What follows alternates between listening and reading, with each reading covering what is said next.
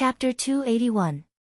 The enemy fleet approached the fork of the Redwater River half a day later than expected, and it wasn't until the afternoon of the fourth day that the 10 sailboats slowly appeared at the edge of their field of vision. Van, who had received the news, passed through the 6 compartments in turn, gave the gunner group in charge of him the order to prepare, and then returned to his own gun position. "Where are the enemies?" Rodney opened a slit in the window baffle and looked outside. "They are at least a few hundred meters away from us," Cat's Claw, who was responsible for observing the signal flags, muttered while leaning against the skylight. "I can't even see their shadows from here, there are too many weeds on the roof." In addition to the shooting window in each compartment, there was also a hole at the top of the wall. After climbing up 2 steps of the stairs, they could easily see the situation on the Redwater River. "Speaking of weeds, the ability of the green-haired witch is simply incredible," Jop said while wiping some rusty shells. "Wherever she goes, the thin grass will grow wildly like hair, covering the bunkers so tightly that they look no different from ordinary mounds of earth." "What green-haired witch?" Van scolded. "That's Miss Leaf. The first time we fought against the Duke's Knight Regiment, she helped us bury vines in the woods on both sides, making it impossible for the knight to take a detour. Otherwise, that group of tin cans would have to go through the woods to get behind us, and that would be enough to make us suffer. If you want to compare magical abilities, which is more ordinary?" Rodney shrugged. "In one night she can build a bunker, cover the ground with vines and weeds, fly freely in the sky, and even transform into a giant pigeon. All of these things are not achievable by mortals." "The most magical one is Miss Nana," Cat's Claw said in a tone full of longing and expectation. "I don't know if I will be honorably wounded this time. If I am wounded, I will be able to see her up close, maybe I will even be able to hear her comfort." "Pay attention to the enemy's situation." Van frowned and shouted, "If you dare to talk nonsense again, I will punish you to go back and clean the toilet." Cat's Claw stuck out his tongue and stretched his body out again. The artillery captain sighed in his heart. These guys had lost their nervousness and were no longer trembling like they were a few months ago when they first arrived on the battlefield. He couldn't tell whether this change was good or bad. He always felt that he had underestimated his opponents too much, but he also couldn't severely reprimand his men, because he was also not much better. Since becoming a soldier of His Highness, Vanner's understanding of fighting had undergone earth-shaking changes. Bloody and cruel fighting seemed to have nothing to do with strength, skill, or courage. They only needed to repeat the steps that they had memorized during training, prepare according to the rules, meet the enemy according to the rules, and open fire according to the rules to win. This was especially true when the town fought against the new king's militia. Even though the opponent was a humanoid beast with astonishing strength and was not afraid of death, the battle only lasted for an hour. Only when he was cleaning up the battlefield did he realize that he did not feel the slightest bit tired. It was as if he had just done a warm-up before training, and the enemy had already been defeated. If this continued, would there be a day when they couldn't even see the enemy's face? Would they be able to annihilate the enemy thousands of miles away just by operating these metal machines? Just as Van's imagination was running wild, the cat's paw's warning sound pulled him back to reality. "I can see the enemy. Load the ammunition." Van shook his head, threw the distracting thoughts to the back of his mind, and ordered in a deep voice. The people in the compartments suddenly became busy. They had practiced this step so many times that now they could put the ammunition and shells into the gun chamber even with their eyes closed. In the case that they didn't need to think about resetting and adjusting the angle of fire, the gun group could fire once every 20 breaths. Van had already memorized the battle plan arranged by His Highness Roland and Sir Iron Axe. It was similar to the defensive battle in Border Town. Only when the observer saw Miss Lightning's red flag, could he push down the camouflage baffle in front of the gun window and open fire. The first and second gun groups, which were closest to the river bank, swept the deck with shotguns, while the rest of the gun groups bombarded the cabins with solid shells. He quietly waited for the arrival of the red signal flag. Now, even without the telescope, Lotus could see that the fleet of the fake king was approaching the ambush point little by little. Compared with the 3-masted or 4-masted sailboats sailing on the sea, these boats were obviously much slimmer. They didn't have high sides and fences, and their low hulls at first glance looked like they were sticking to the river. In addition to the bulging sails, there was also a row of sailors sitting on both sides of the deck, slowly pushing the oars in their hands. Until now, His Highness still hadn't issued any orders. She couldn't help but feel a little anxious. The observation point was set up at the top of a relatively high hillside. Although it could overlook the whole battlefield, it was also far away from the river. Now that Lightning and Maggie weren't with His Highness, considering the time it would take for the messenger to transmit the order to the various squads, she was afraid that it would be too late to stop the fleet from passing through the fork of the Redwater River. Seeing that the first sailboat was about to pass through the mud house, Lotus couldn't help but want to ask, but suddenly there was a loud rumble that rolled across the river. As if it was an attack signal, more than a dozen thick smoke mixed with fire spewed out from the mud house, and the dull sound of thunder continued without end. What the hell happened?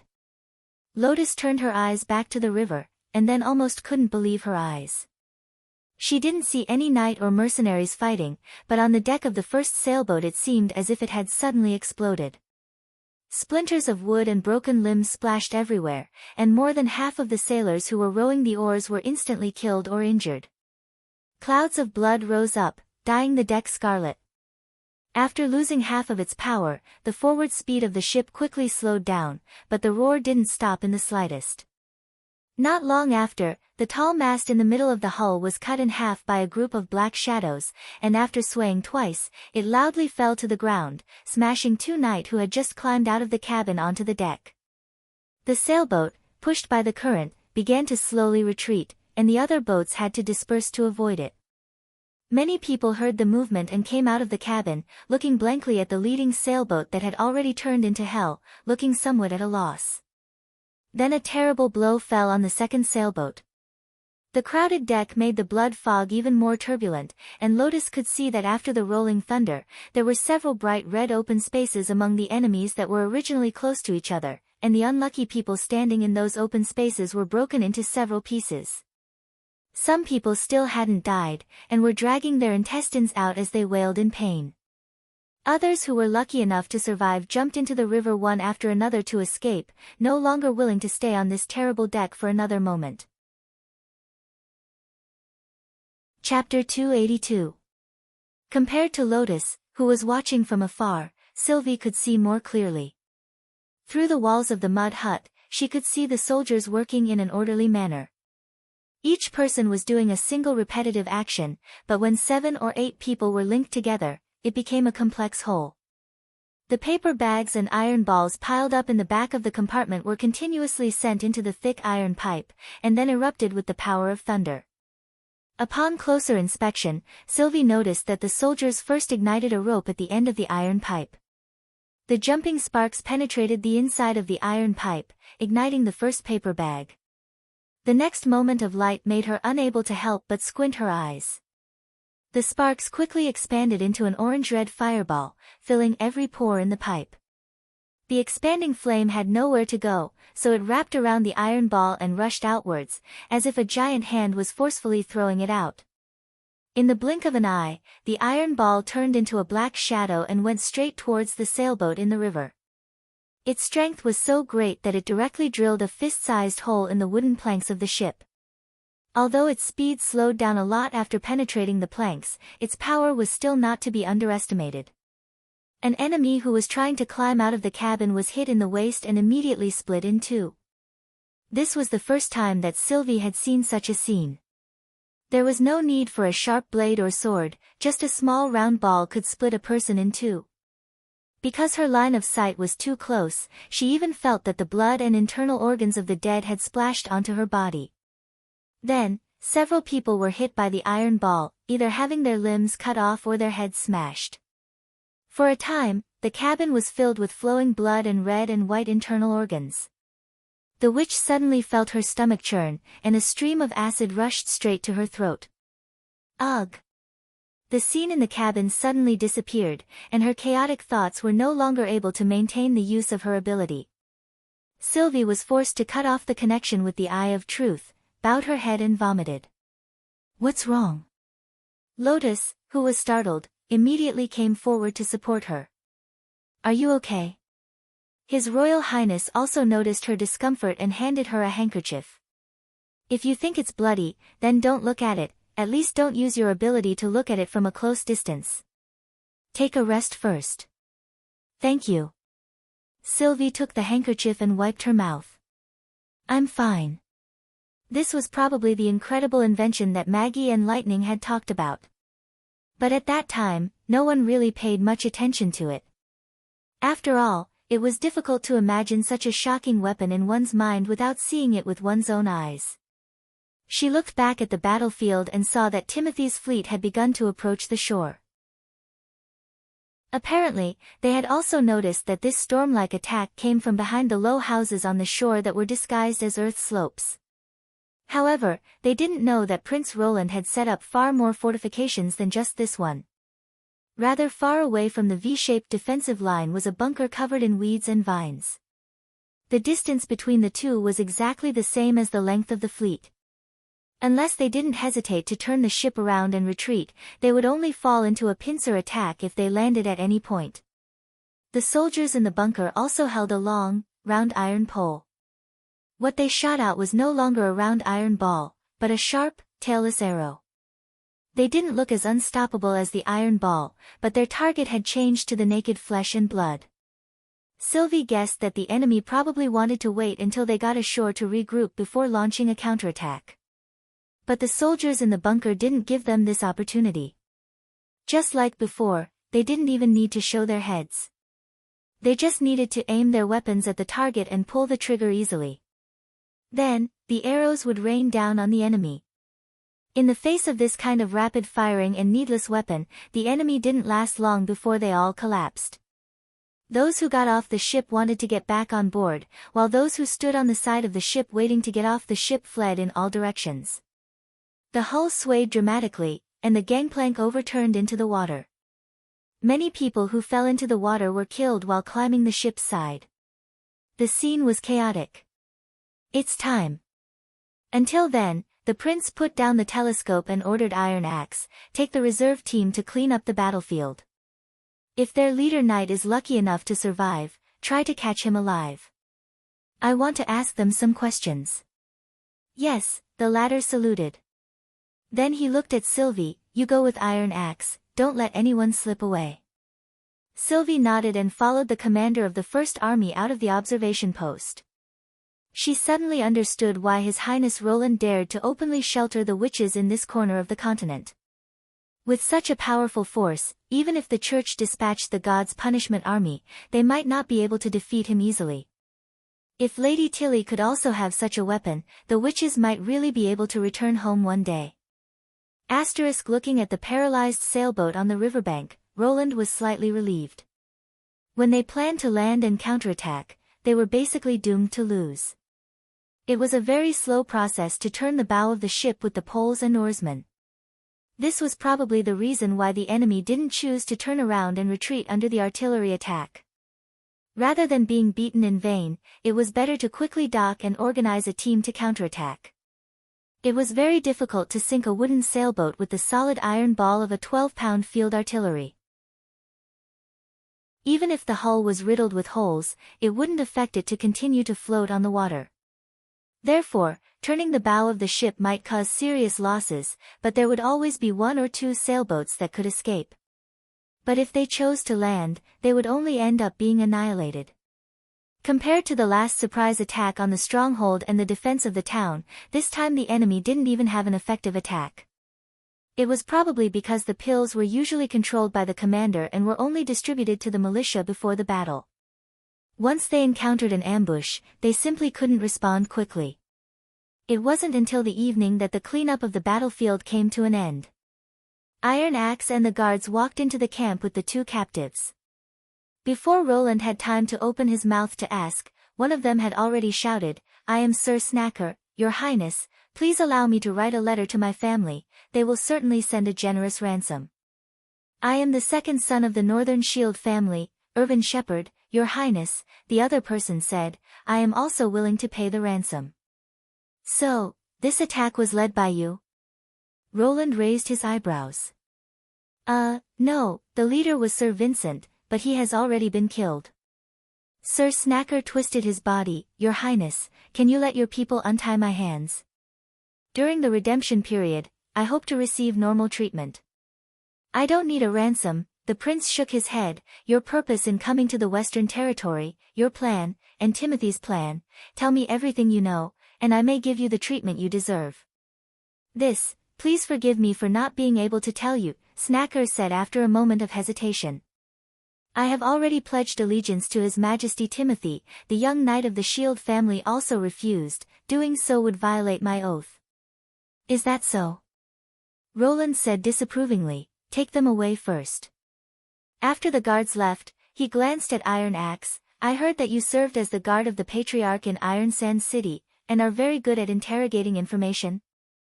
Yes, Your Highness, Iron Axe replied. There are very few people who can hide information from me. Very well, I will leave these two to you to interrogate. Roland turned around. There are no restrictions on the methods, as long as you can get enough information. He was startled. What about the ransom? I said from the beginning, I don't need a ransom, Roland said coldly. After the interrogation, treat it as if they were killed. Chapter 283. On the second day after returning to Border Town Castle, Iron Axe brought back all the information he had obtained from the interrogation. These people are just Timothy's advance troops? Roland asked with a frown. Indeed, Your Highness, Iron Axe nodded. As you have guessed before, sending one militia after another to attack the Western Territory is Timothy Wimbledon's strategy. In addition to the Western Territory, he also used the same method to deal with Garcia Wimbledon in the port of Clearwater. Are they all civilians? Not all of them. There are criminals, rats, and most of them are refugees from all over the world. He replied. According to the enemy knight, after Timothy forcibly recruited these people, he first used some verbal promises to stabilize them, and then they took the first batch of pills. In this way, they had no choice but to be controlled by Timothy, wanting more pills to relieve their pain and desire.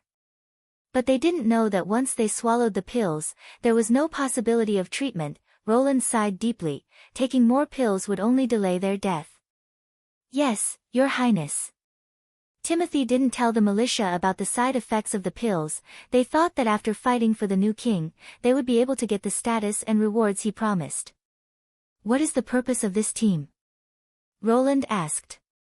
Border Town, Iron Axe quickly replied, because Sir Vincent, who had already died, thought that the town had no walls, it would be easier to achieve the goal of a war of attrition. He estimated that 1,000 militia who took the pills could be exchanged for about 3,000 casualties, which would be a heavy blow to Border Town. But what? Snacker also confessed that Timothy gave them another task, which was to divide the militia into several batches to attack the town, ensuring their own safety while observing your response and combat effectiveness. I think he should have noticed the problem of the knight who didn't return during the last attack. This time, no one returned. The prince shrugged. Since they are the advance troops for attrition, do these two know Timothy's follow-up attack plan? They don't know much, but the scale will be much larger than the previous two attacks. Roland's heart was suddenly filled with hatred. These were all living laborers, yet they were being used as cannon fodder in waves.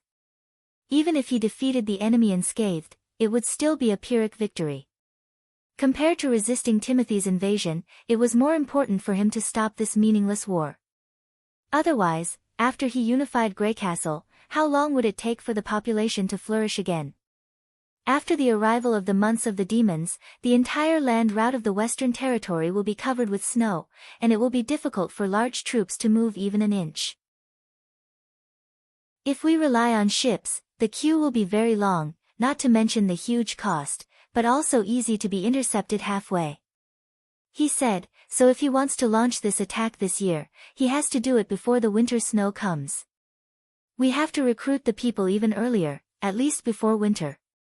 Do you intend to? Roland closed his eyes and thought for a moment before saying, I want to delay this war. Send an emissary or send a diplomatic letter to him. I'm afraid Timothy Wimbledon won't do as you wish, Iron Axe said in a deep voice. No, That won't be very useful, he said slowly. If we want him to give up the idea of attacking, we have to first reduce the number of people he can recruit, and second, make him realize that a war of attrition is meaningless, and make him afraid of the Western Territory.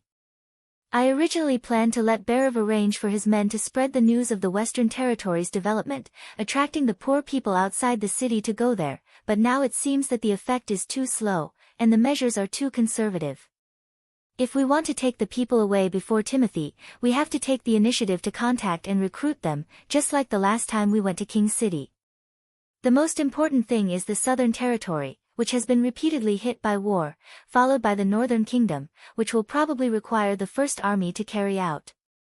If it's just recruitment, a squad of 50 people will be enough, Iron Axe said without hesitation. After all, we won't be operating near the city, so we don't have to worry about confronting the enemy. I'll discuss the specific plan with you in detail after I've thought about it, Roland nodded.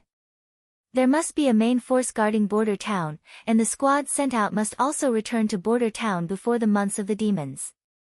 In addition, there was the Golden Dragon and the food problem. A more active recruitment policy would naturally bring back more people, but the cost would also increase exponentially. The previous plan had a higher cost-performance ratio, but now it had a strong purpose, so how to implement it, they had to carefully consider. But the second point you mentioned, what should we do? First of all, release the news that the captured civilians will be sent back to King's City, so that Timothy can roughly know the process of the battle, and he won't try such a futile thing again and again. But our artillery fighting method will also be exposed, Iron Axe said worriedly. It won't be exposed much, Roland gently tapped the table, except for long-range attacks and amazing power. He won't know the principle, let alone know how to make it. As long as the level of production remained in this era, even if he knew, he wouldn't be able to fight back. This was the overwhelming advantage of hot weapons over cold weapons, and it wouldn't be reversed by willpower, tactics, or numbers. And these people will also send him a warning letter. A warning letter. That's right, I will give an advance notice of the day of attack in the letter, and then on that day, we will raid King's City, the prince said word by word. Iron Axe couldn't help but open his mouth wide, and after a while, he came back to his senses and solemnly saluted. As long as it is your order, I will definitely complete it with my life. Relax, I don't want you to die, Roland smiled. This plan doesn't need the first army to participate, it will be carried out by the witches. How can I make Timothy fear the Western region? He estimated that there was nothing more shocking than a direct attack on the palace. As long as Timothy realized that he was not safe, he was afraid that any plans to send troops would be somewhat restrained. Roland's plan came from the airdrop leaflets of later generations, and in addition to dropping leaflets, he also planned to send Timothy 2 aerial bombs. The so-called raid was a strike from the sky, and the possibility of directly killing the new king was very small, but as long as it could play a deterrent role, it would be considered a success.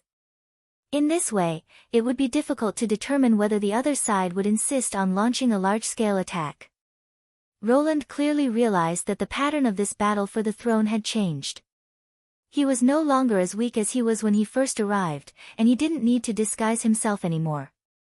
Now it was time to reveal the cards in his hand, step by step standing on the political stage of Grey Castle, and let the people of the kingdom notice his existence. This had nothing to do with the desire to show off, but rather a kind of propaganda for his own territory and power. It was useless to obtain a kingdom full of corpses and ruins. He hoped that through this declaration, more people would go to the western region and stand by his side. When the sun fell behind the mountains, Roland opened the office window. The evening wind blowing on his face was no longer hot, but with a trace of coolness. Chapter 284. On the third day of autumn, the Marjorie Chamber of Commerce arrived at the pier of Border Town as scheduled. This time, the caravan returned to its former size. 10 sailboats lined up in a straight line and steadily docked at the side of the pier. Your Royal Highness, we meet again. Gammon, the merchant from Crescent Moon Bay, bowed and said, I heard from Lady Marjorie that the first steamship has been modified. Indeed, Roland laughed, but in order to ensure the quality of the goods, it still needs to undergo a trial voyage for 3 or 4 days in order to test the reliability of the power system. It's really something to look forward to. Marlon clapped his hands. The fleet also needs a few days to unload the cargo, so we can wait here. May I ask your Royal Highness, during the trial voyage, can I board the steamship for a tour? Of course, after all, it is a brand new ship, completely different from the previous sailboats. I still have to show you how to operate it. But according to the plan, this is all tomorrow's content. Roland made a gesture to follow me. The most important thing now is to relax your tired body. You haven't eaten lunch yet, right? I have already prepared a sumptuous banquet in the castle's living room. Every time I come here, I always enjoy a good meal. Marjorie covered her mouth and laughed. I'm really hungry now. Those wheat cakes and jerky are as hard as stones, it's hard to swallow. In this era, there was no reliable preservation technology, so most of the dry food was really dry and hard, which made Roland think of canned food. After the development of light industry, the production of a variety of delicious and convenient canned food would definitely be the best choice for long-distance travel and sailing merchants. When the banquet was over, Hogg patted his belly with a satisfied face. This bowl of mushroom soup almost made me swallow my tongue. It was as if I tasted seafood, stewed chicken, and pork bones at the same time. Your court chef is really superb. I prefer the dessert after the meal. It's called ice cream, right? Marjorie said, I guess it should be made from milk and honey, and then frozen into ice crystals with saltpeter. We also need to add some butter and egg white, otherwise, it wouldn't be so soft. Roland added, I wonder how much saltpeter we have this time. There is still only one ship. The female merchant shook her head. The Alchemist Association is still wantonly purchasing saltpeter, and the former Prime Minister even sent out patrols to assist them in plundering the goods from the saltpeter field. A group of people with the title of sage are no different from robbers. This ship of saltpeter was shipped from Redwater City. So this month's goods are mostly washing stones. That's right. Hogg drained the glass of white wine in one gulp and refilled it for himself. Although the quantity might be a little too much, you personally told me last time to get as much as possible, and I've kept that in mind. In addition to the washing stones, there were also good quality iron ingots and lead ingots. There are few towns that want them these days, except yours, he sighed. The mining business is getting worse.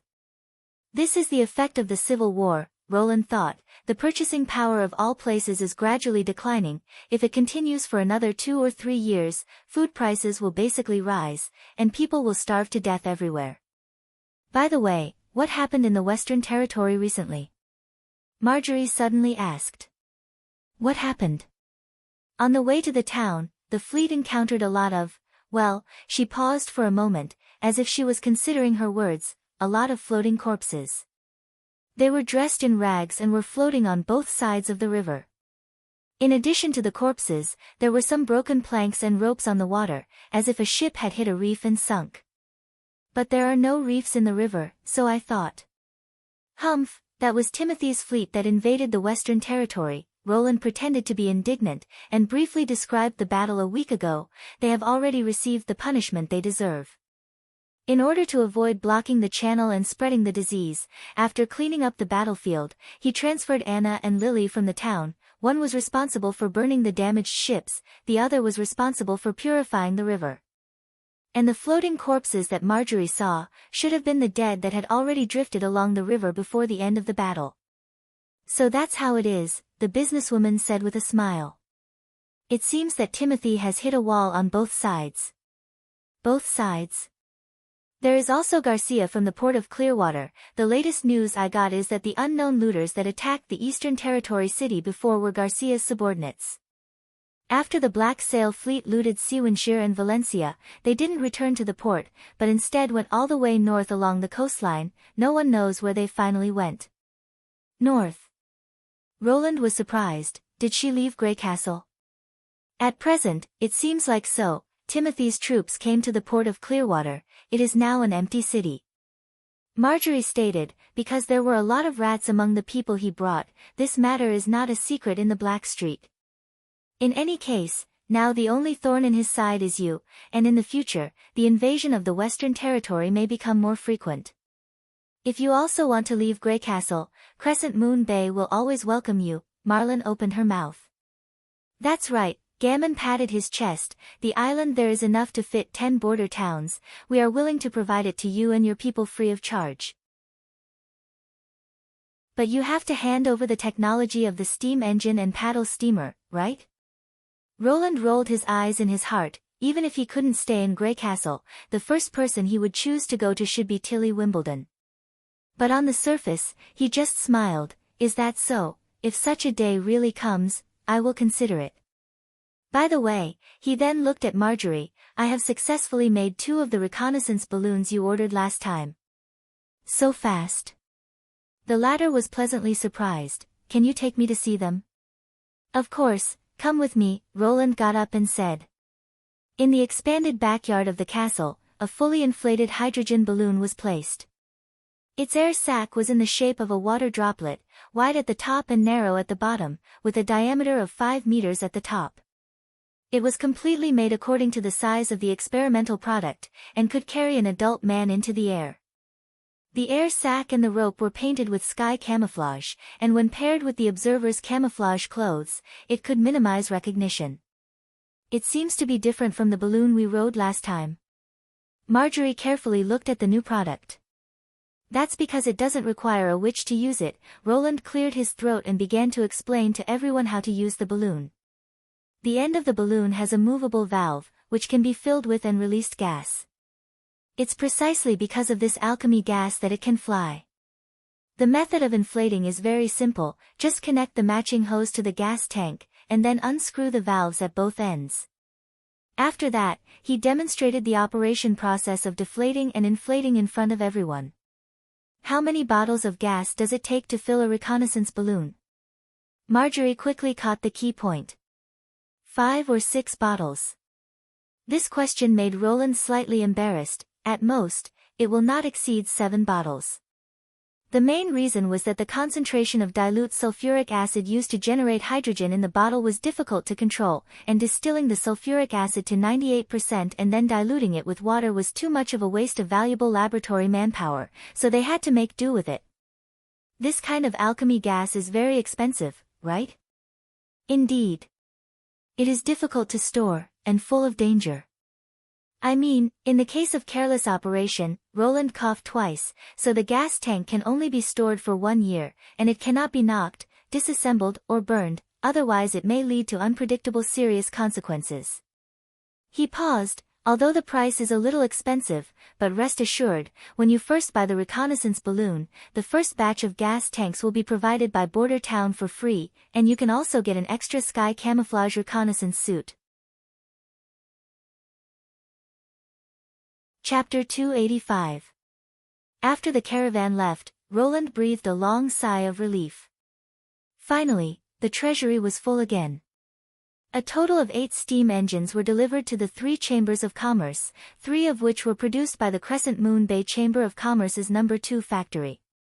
It had to be said that these craftsmen from the fjords, whether it was talent or learning ability, were far better than the miners and blacksmiths of Border Town. After mastering the operation of the machine, the quality of the finished products rose sharply. Maybe in another 2 months, the production capacity of the No. 2 factory could catch up with that of the No. 1 factory. Fortunately, according to the signed contract, the revenue from the sale of these machines belonged to Roland. In addition, he also received a purchase order for a new hydrogen balloon from the Crescent Moon Bay caravan. Marlene was very interested in this kind of thing that could greatly expand one's field of vision. In addition to a single reconnaissance balloon, he also specially ordered a giant balloon that could carry 3 or 4 people, intending to use it to explore the new islands in the fjords. In addition to the delivery of the first paddle steamer, the 3 of them brought Border Town nearly 7,000 golden dragons. After deducting the cost of purchasing metal ingots, washing stones, food and other commodities, the remaining 6,000 golden dragons were enough to support his population expansion plan. Roland called Barav and Iron Axe into his office. "Now that we have extra money, it's time to go out and recruit more people. He looked at the two capable men. This operation will be carried out by the cooperation of City Hall and the First Army. You can decide the specific personnel. I will only explain the general content of the task. Please say it. The director nodded. The recruitment will be divided into two directions, the north and the south. Roland pulled out a map from the table and spread it in front of the two men, especially the line from Eagle City to the port of Clearwater. I suspect that Timothy has already regarded these people as part of Garcia's forces. They are useless people who can be used at will, so you have to be the first to win them over. The team sent by City Hall is responsible for recruiting nobles, craftsmen and other literate people, while the First Army's main task is to recruit civilians. Unlike the previous propaganda, this time we should be more proactive. Do you understand what I mean? Iron Axe hesitated. You mean, by force? Ahem, there's no need to go that far. Roland coughed twice. The Sand Nation's style was indeed simple and crude. For example, distributing food, actively persuading, paying living expenses in advance, and so on. He glanced at Barav. You should be very clear about this. Of course, Your Highness. When I was in the capital, I helped the ministers and patrols many times to suppress and pacify refugee riots. The latter stroked his beard and said, their requirements are very simple. Sometimes, they just want to fill their stomachs. So, there's no need to use money to win them over. Don't even mention that the salary is too generous. The fallen nobles, on the other hand, are much more troublesome. Although they are short of money and no longer have their glory days, they are experienced and knowledgeable, and have high demands. They won't travel thousands of miles with us for a piece of steamed bun. That's why we need to lure them with money and promises. Roland clapped his hands twice in satisfaction. Unfortunately, there are many things to do in Border Town, so you can't go in person.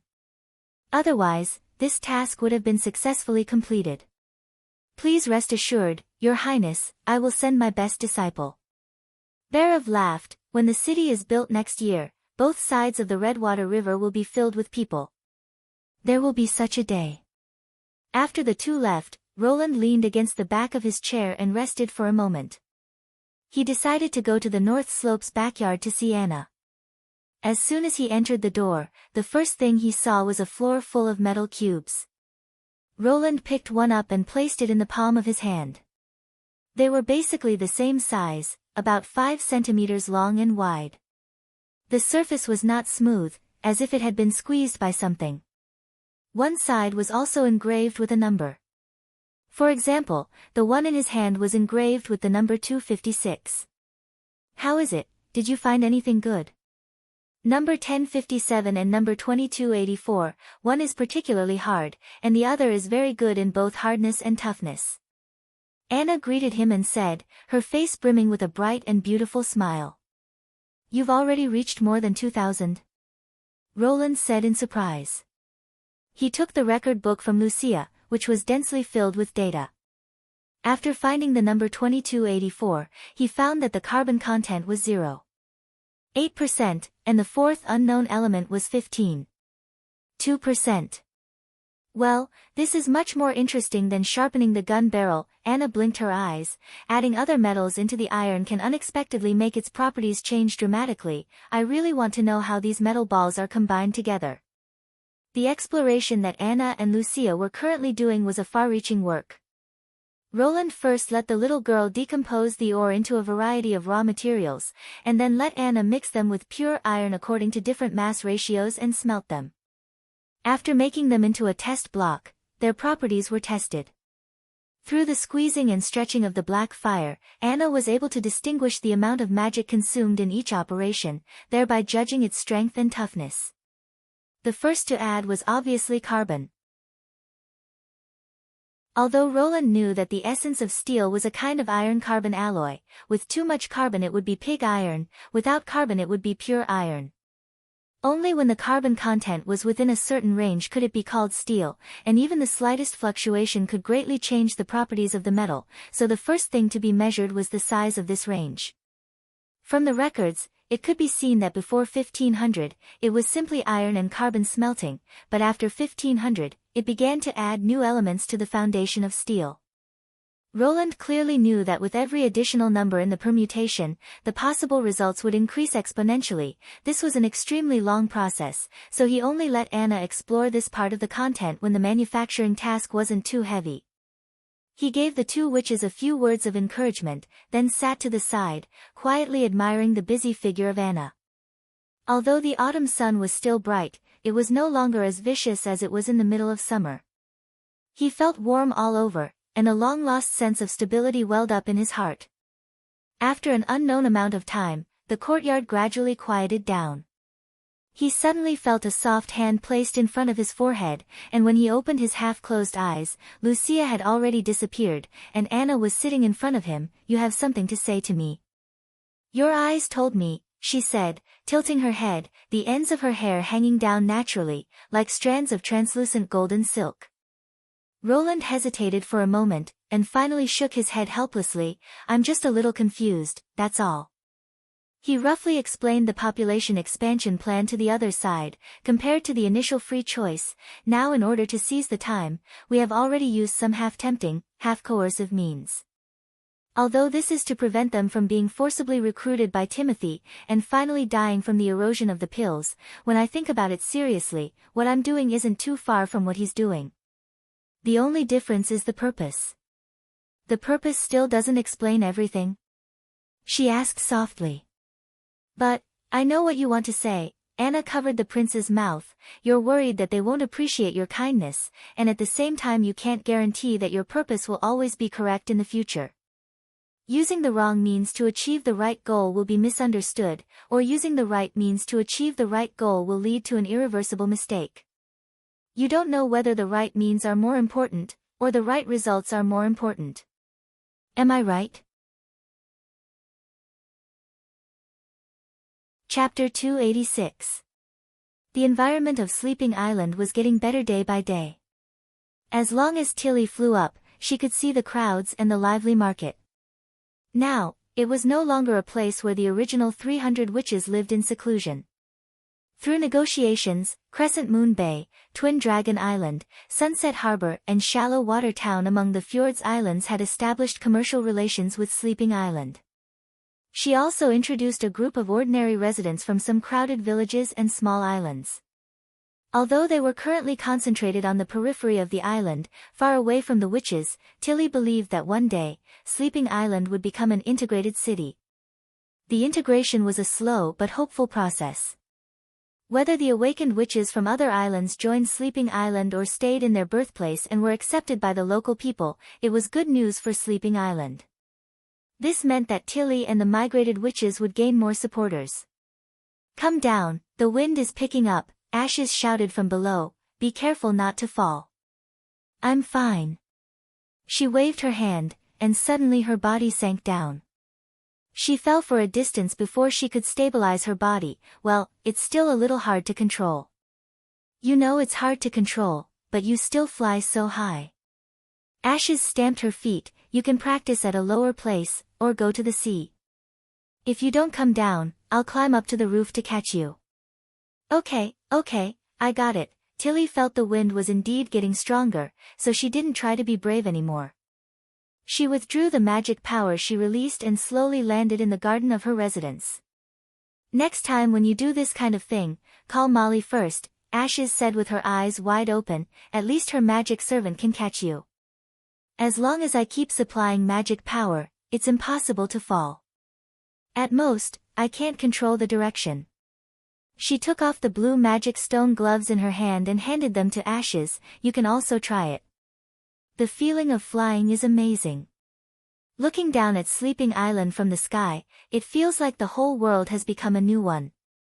"I don't think so." Ashes waved her hand. "I couldn't even activate the lightning magic stone at the beginning, let alone this kind of stone that needs to be continuously injected with magic power. And there's only one of it. Even if I master the control skills, I can't fly with you." "That's true." Tilly took back the gloves with a little regret. "I often think it would be great if I could understand the principle and make my own magic stone." "Do you think it's man-made?" Of course, she nodded without hesitation. From the polished appearance and use, these stones are unlikely to be natural. The people who built the ruins must have a deeper understanding of magic power. Unfortunately, apart from a bunch of incomprehensible documents, they didn't leave any more clues. At this moment, a huge white figure fell from the sky. Due to the speed of its descent, it almost hit the ground with a plop, stirring up a circle of dust. Maggie? Ashes raised her eyebrows. Ugh, it hurts so much, coo. It was the little girl. She got up from the ground and rubbed her head. Did I see wrongly just now? Maggie and bye, she is. If it wasn't for the hair color, I would have thought it was lightning. You weren't mistaken. I did fly up just now. Tilly smiled and rubbed her cheeks. So, are the witches of Sleeping Island living well in Border Town? Very good, coo. They all asked me to deliver letters to you. Maggie rummaged through the letters in her satchel. This is Lotus's, this is Evelyn's, and this is His Royal Highness's. Tilly was slightly startled. She saw that His Royal Highness's letter was half a finger thick, and it was wrapped tightly, looking more like a parcel. It was a little heavy in his hand. Obviously, it contained more than a simple letter. Thank you for your hard work. Ashes took out half a wheat cake, broke off a small piece and handed it to Maggie. Maggie shook her head, stuffed a handful of dried fish into her mouth, and said vaguely, I'm going to play with Molly. Then she transformed back into a giant white pigeon, flapped her wings and flew out of the garden. Why do I feel that after not seeing her for a month, she has become even bigger? I have the same feeling, Tilly laughed, probably because life in Border Town is really good. Back in the house, she tore open the letter sent by Roland Wimbledon. She found that in addition to the letter full of content, the rest of the dozen or so pages were unexpectedly filled with lifelike drawings. What is this? Ash's question was also the doubt in Tilly's heart. She shook her head and spread out the drawings one by one. The content was somewhat unbelievable. The background was like an evening in the wilderness. Under the blood-red sunset, two terrifying monsters were fighting with a group of witches. The witches were obviously at a disadvantage. Their abilities seemed to have lost their effect. Whether it was a poisonous snake or a fireball, they were unable to stop the enemy. When she saw the last picture, several witches had already fallen into a pool of blood. Tilly frowned. The scene in front of her was undoubtedly drawn by the witches. Only magic could create such a lifelike image. But, were these just simple paintings, or had they really happened before? She grabbed the letter uneasily and quickly skimmed through it. Soon, Tilly felt her heart tighten. The repeated word in the letter made her hands tremble slightly. Devil. What's wrong? Ashes held her wrist. What's written in the letter? The past of the Witch Cooperation Association. She patted the back of her hand, indicating that she was fine. They once searched for the Holy Mountain in the barbarian land. You should still remember the Holy Mountain, right? Yes, according to the legend, the Holy Mountain is the final resting place of witches. You can find true peace and tranquility in the Holy Mountain, but this is just an illusory rumor, Ashes said disapprovingly. We can also live peacefully on Sleeping Island. The demonic bite is a lie made by the church. But Haraka believes that the Holy Mountain really exists, and she once found an ancient book in the ruins of the Eastern Forest. She believed that the gate to the Holy Mountain is in that forbidden area where no one has ever set foot. So she led the Witch Cooperation Association to cross the impassable mountain range and went to the barbarian land. However, the witches didn't find the Holy Mountain, but instead encountered a terrible monster. Tilly whispered. The kind in the painting? Ashes sucked in a breath of cold air. Yes. Her expression was somewhat heavy. The letter said that they had amazing strength, agility, and could command demonic beasts. One of them could also release lightning from her hands, just like the witch's ability. In the end, more than 40 witches, only 6 of them survived. Later, they were driven into a corner and decided to rely on the Lord of Border Town. So it was actually, like this. Also, what I don't understand is that at the end of the ancient book, there was a scribbled essay written in the language of the Four Kingdoms. Tilly turned to the back of the letter. It mentioned the Holy City, the war with the devil, and Alice's God's punishment army experiment. It should be something that happened more than 400 years ago. But since they know the language of the Four Kingdoms, why did they use a completely different language to record documents and books? After thinking for a long time without any results, the fifth princess simply put all these things aside and took out Sylvain's letter, intending to first understand the results of the investigation of the Lord of Border Town. As a result, the first sentence of the letter made her stunned, even more shocked than when she saw the word devil. Chapter 287. Her real brother. Her real brother. How could this be possible? Tilly held the letter in a daze, but her mind was completely unable to concentrate. The thoughts in her mind were like a tide rolling over and over. Among the 5 children of her father, Wimbledon III, Gerald, Timothy and Garcia were born earlier, so they belonged to the same circle. By the time Roland was born, the youngest, Garcia, was already 6 years old, so naturally, she didn't play with him anymore. It was reasonable to say that she should have formed another circle with Roland, but, in fact, this was not the case. Her brother yearned for her 2 brothers and tried to integrate into their circle, but the result was that he was often the one being bullied. This led to Roland's character becoming distorted and irritable. Of course, he didn't dare to vent his anger on Gerald and the others, so he could only vent it on himself. For example, he instigated her to steal her father's crown. After being rejected, he would inevitably become angry and humiliate her, and sometimes he would even fight with her. Later, when her father found out, he taught her a lesson and restrained himself a lot, but he still did all kinds of small tricks to intimidate her.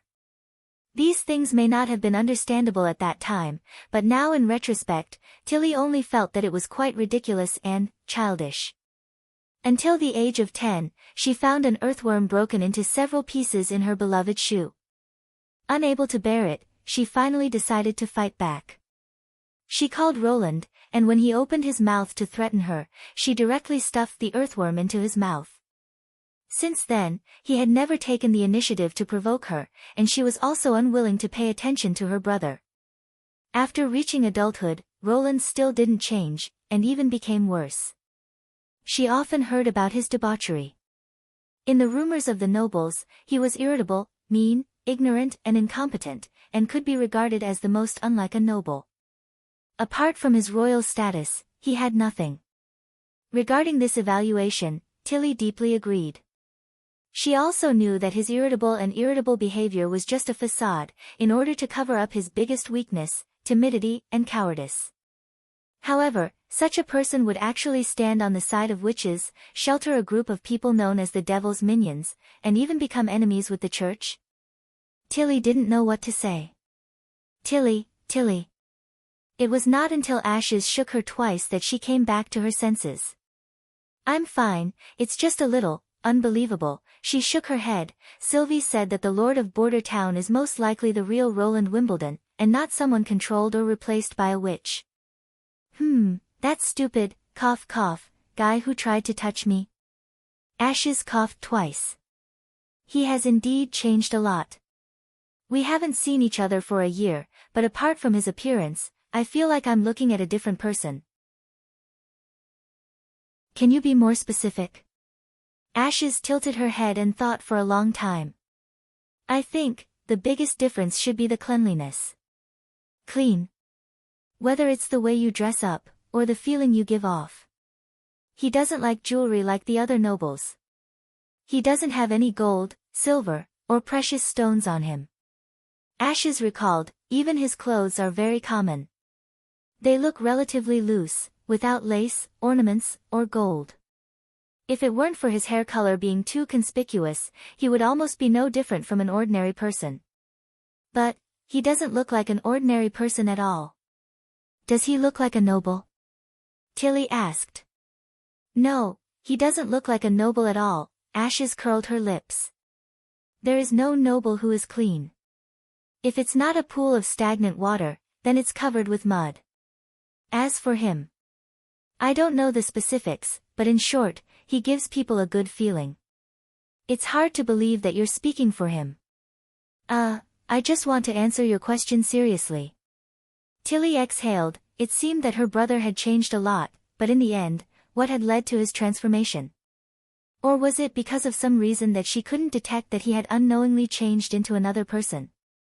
The fifth princess suddenly remembered Roland's first letter. For this reason, I must destroy the entire church, turn the saying that witches are evil into dust, and save all the people from their foolishness and ignorance. This is a long process, and I need more of your assistance. As for what made me make this decision, and what made me no longer as indifferent to everything as I was in the past, I can slowly talk about these trivial matters in detail when I have the opportunity. Perhaps only when I see him in person will I know the real reason. Withdrawing her thoughts, Tilly shifted her gaze back to the letter. The second half of the letter was about what Sylvie had seen and heard in Border Town. The original reason why Roland had chosen her was to explore the mineral resources, but in the North Slope mine, she had found a large number of God's stones of retaliation. It turned out that this kind of stone that could suppress the witch's ability was the same as other ores, growing from the ground. So, the holy city of Hermes must also control such a vein, which could produce a steady stream of God's stones of retaliation. Further down, another message caught her attention. It was a weapon that could shoot iron balls and bolts from an iron tube. It was extremely powerful and was accompanied by a deafening roar. Although Maggie and Ashes had both mentioned such a thing, it was the first time that she had seen such a detailed description of it. There was even a hand-drawn diagram at the bottom of this paragraph. Oh. So this is what the thing that shot me looks like. Ashes moved her head closer to Roland's. Since he's an ally, you can ask him to send a batch of weapons to Sleeping Island in his reply, saying that it's to defend against the church. If he is not willing, this ally is probably not as reliable as you think. Allies don't mean that they are defenseless, Tilly said with a smile. This kind of weapon is obviously his foundation, how can he easily give it to others? This kind of test will only destroy the trust that was built up with great difficulty, and I didn't write Molly and Wind Whisper in the list of witches' abilities that I gave him. Moreover, this winter we will go to Border Town anyway. When the time comes it will be easier to talk face to face, won't it? Well, Ashes spread out her hands and said, whatever you say. Tilly smiled and continued to read the letter. When her line of sight swept to the end of the letter, she could not help but be stunned. Roland actually invented a kind of underwear for women's breasts, and gave it as a gift to every adult woman in the Witch Union. This was simply too preposterous. One must know that giving intimate clothes is something that only lovers do. How can he wait? Tilly suddenly remembered that when he was in King's City, it seemed that he had also given corsets to some noble ladies, and some of them had even been directly thrown in his face, becoming a laughing stock among the nobles. This is indeed something that he would do. Tilly suddenly felt conflicted. On the one hand, he was more in line with the image in her memory, but on the other hand, she felt that it would be better if he didn't. Chapter 288. Western Region, Border Town. The washing stones purchased from Silver City filled 4 ships, and it took several days just to unload them. Now that there were enough raw materials, the soap production plan should be officially put on the agenda. The supporting factory and warehouse had already been set up, and the soap factory was located next to the industrial park, next to the No. 2 steam assembly plant, with the same shape. The roof, beams and wallboards were all made of wood, and the size was a circle smaller. Moreover, the cutting and hoisting of the wood were all handled by the witches, so the construction period only took a short week. Using washing stones, that is, natural alkali, to make soap was essentially a series of chemical reactions.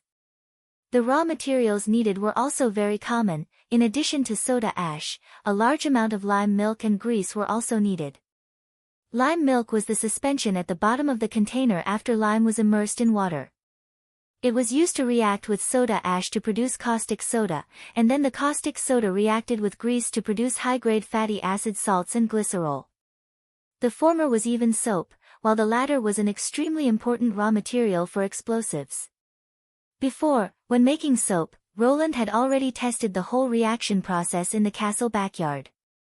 The principle was basically the same, but in order to expand a small amount of trial production to mass production, he still needed to develop reasonable processes and specifications, and more importantly, he needed professional chemists to guide the production. For this reason, he called the chief alchemist into his office.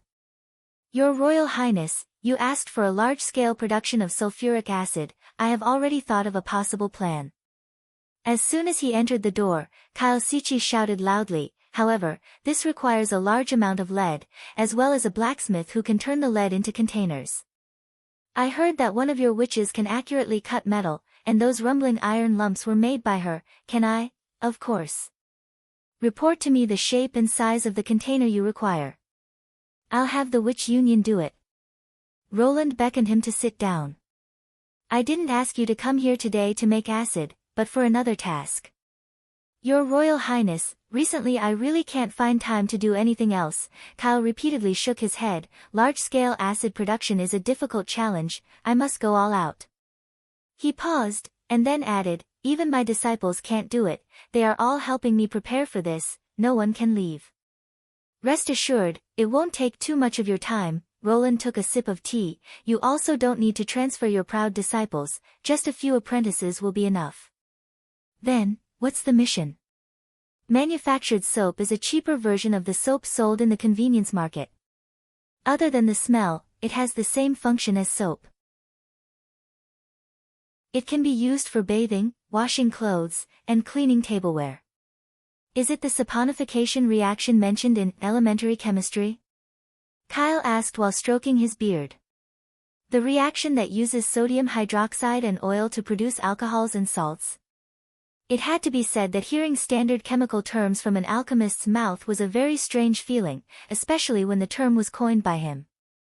Roland held back his laughter and nodded seriously. "That's right. It's the saponification reaction recorded in the ancient books. I also used it to figure out how to make soap." "Then what do you need me to do?" "If it's not very important, I suggest you put it off until later. After all, it's fine even if your subjects don't bathe for a few days. They can just soak their clothes and plates in the river."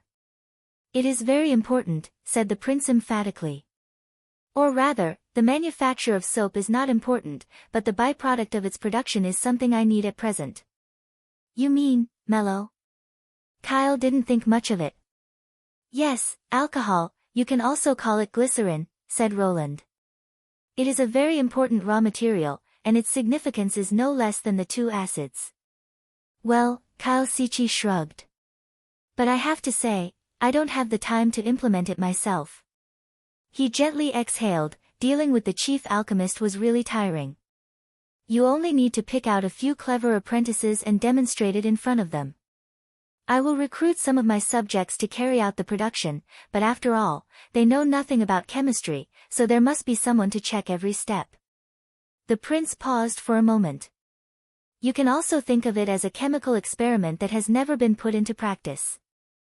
If it was in an alchemy workshop, this process could mean the discovery of several alchemy formulas, enough to make an apprentice obtain the title of alchemist."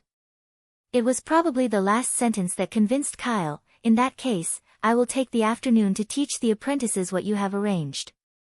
"Very good," Roland smiled. "You should also know that the most important part of the production process is to produce a sufficient amount of sodium hydroxide." He wrote down the reaction formula on a piece of paper. Before the invention of the synthetic alkali process, natural alkali was the most important raw material for making alkali. The latter's main component was sodium bicarbonate, which could be decomposed into sodium carbonate, carbon dioxide and water when heated. Because of the abundance of raw materials and the simplicity of the process, it was still in use until modern times. Heat and decompose the washing stone, dissolve it in water, and filter it, and you can get a relatively pure sodium carbonate solution. Next, heat it with the lime milk, and you can get a sodium hydroxide solution. The purification method should be easy for you to think of, he explained while writing. Clarify, distill, mix, and repeat this step until the concentration of the solution is high enough that after cooling a large number of crystals can be precipitated. These were all the contents of the elementary chemistry. Because of the many nicknames of the two alkali, it was extremely easy to confuse them, such as caustic soda, soda ash, sodium bicarbonate, and so on. It was also an important knowledge point for the exam, and he had memorized the relevant contents of the textbook, so he could still remember it clearly. I understand, the chief alchemist looked at the reaction formula from beginning to end, but Your Highness, what about the oil? I will arrange for these materials to be sent to you. Animal oil was still an expensive thing in this era, but the last time the personal guard went on a trip to purchase seeds from the olive trees in Fallen Dragon Ridge, Border Town now had a reliable source of vegetable oil. Although they were currently only growing them on a small scale in the castle's backyard, with Leaf's ability to accelerate the ripening process, it wouldn't be a problem to harvest a bunch of fruits in a day. The extraction of olive oil was also very simple. After the fruit was ripe, the oil could be squeezed out using a physical method, and then through a filter to remove the debris and dregs, they would be able to obtain a clear oil. Finally, after briefly explaining the production of the soap and the requirements for the glycerin extraction, Roland let Kyle Sichi leave the office.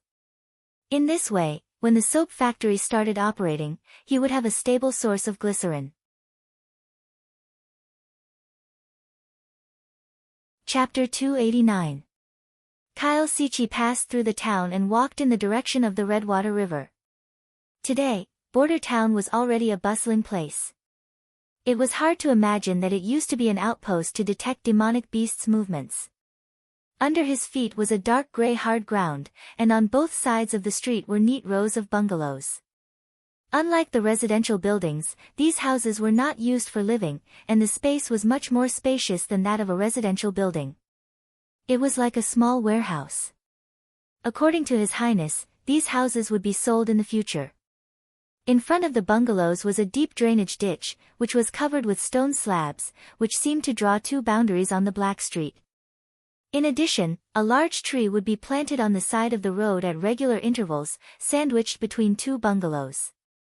The branches were close to the center of the road. Not only could they keep out the sun and rain, but they were also pleasing to the eye. He had to say, the biggest feeling he got from this place was the regularity. Whether it was the houses, roads, ditches or trees, they were all located in a planned location, and the degree of care was even no less than that of a noble's garden. The feeling of walking in Border Town was comparable to the feeling in the main city of Redwater City. Although the scale of the buildings in Border Town was denser and larger, the extremely coordinated arrangement made these ordinary houses exude a unique sense of beauty. This feeling overshadowed the size of the individual, and showed a higher level of grandeur as a whole. Just like those neat and uniform chemical formulas, he thought, this is the beauty brought by order. Nowadays, Kyle was quite famous in Border Town, and passers-by would nod to him and respectfully call him Sir Sage. However, compared to Sage, he preferred the title of Master of Chemistry, but unfortunately, His Highness Roland said that he had to comprehend intermediate chemistry before he could get this honor. Walking out of the central area, he could see the Redwater River, which ran across the western region. The number of laboratories on the river had increased to 4, but the last 2 were temporarily idle because they didn't have enough manpower. Kyle was about to call a few apprentices to complete the task given by His Highness, when a soldier wearing the uniform of the First Army came over. Sir Sichi, a sailboat came to the dock area, carrying more than 50 civilians, he said after saluting. Because there were too many of them, and they didn't look like merchants, the garrison stopped them. One of them said he wanted to see you, and he claimed to be an alchemist from Redwater City. His name is Chavez. Kyle excitedly grabbed the soldier's shoulder. Take me to see him. Pulling the soldier to the dock area, he saw a familiar figure. It was indeed Chavez. Master Mentor. The other party also noticed Kyle at the first moment and immediately waved his hands at him. These are the alchemists and alchemy apprentices I invited. He walked to the captain of the garrison. Let them in. I'll take them to the city hall to register. Yes, sir. But please allow me to send a squad to escort them. It's fine. Although it was said to be an escort, it was actually surveillance and control to prevent anyone from leaving the team and sneaking into the town center. However, these were the rules set by His Royal Highness, so Kyle had no intention of interfering. Sir Mentor, what's going on with them?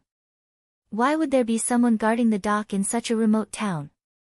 Chavez, who was allowed to pass, quickly walked to his side and complained with some dissatisfaction. Moreover, the checks are even stricter than the city guards of big cities, even their names and origins must be asked. I used silver royals to make them change their minds. Silver wolves? Kyle asked with great interest, how many?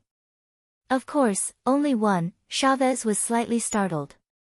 Ha ha ha, he stroked his beard and laughed. Of course it won't work, you must know that their monthly salary is around 15 silver royals. 10, 15. Well, compared to the city patrols who rely on extortion of merchants and travelers to survive, the First Army is much more comfortable. But because of this, extortion, looting, or accepting private property are strictly prohibited. Once discovered, they will immediately be expelled from the army, and at the same time be sent to the dungeon for trial. Although Kyle wasn't an official of the city hall, but after attending several meetings on behalf of the Minister of Chemical Industry, he had a certain understanding of the policies of the upper class. Can they really control their own hands? Chavez asked with a little doubt. There are also some who can't control their own hands, but they are all sent to the mines. He curled his lips and said, when you came here, didn't you notice the uniqueness of this town? Well, there are a lot of them. The young alchemist scratched his head. For example, along the river there seems to be a lot of people cutting down trees to build roads, which are already so far away from border town. In the end, where do they want to build? Also, what are these iron towers on the riverbank used for? To store drinking water. He paused. That's right. Before arriving at the pier, I actually saw an iron bridge under construction. It's neither wood nor stone, I'm sure it's made of iron. And it's much longer than the bridges I've seen before, isn't it?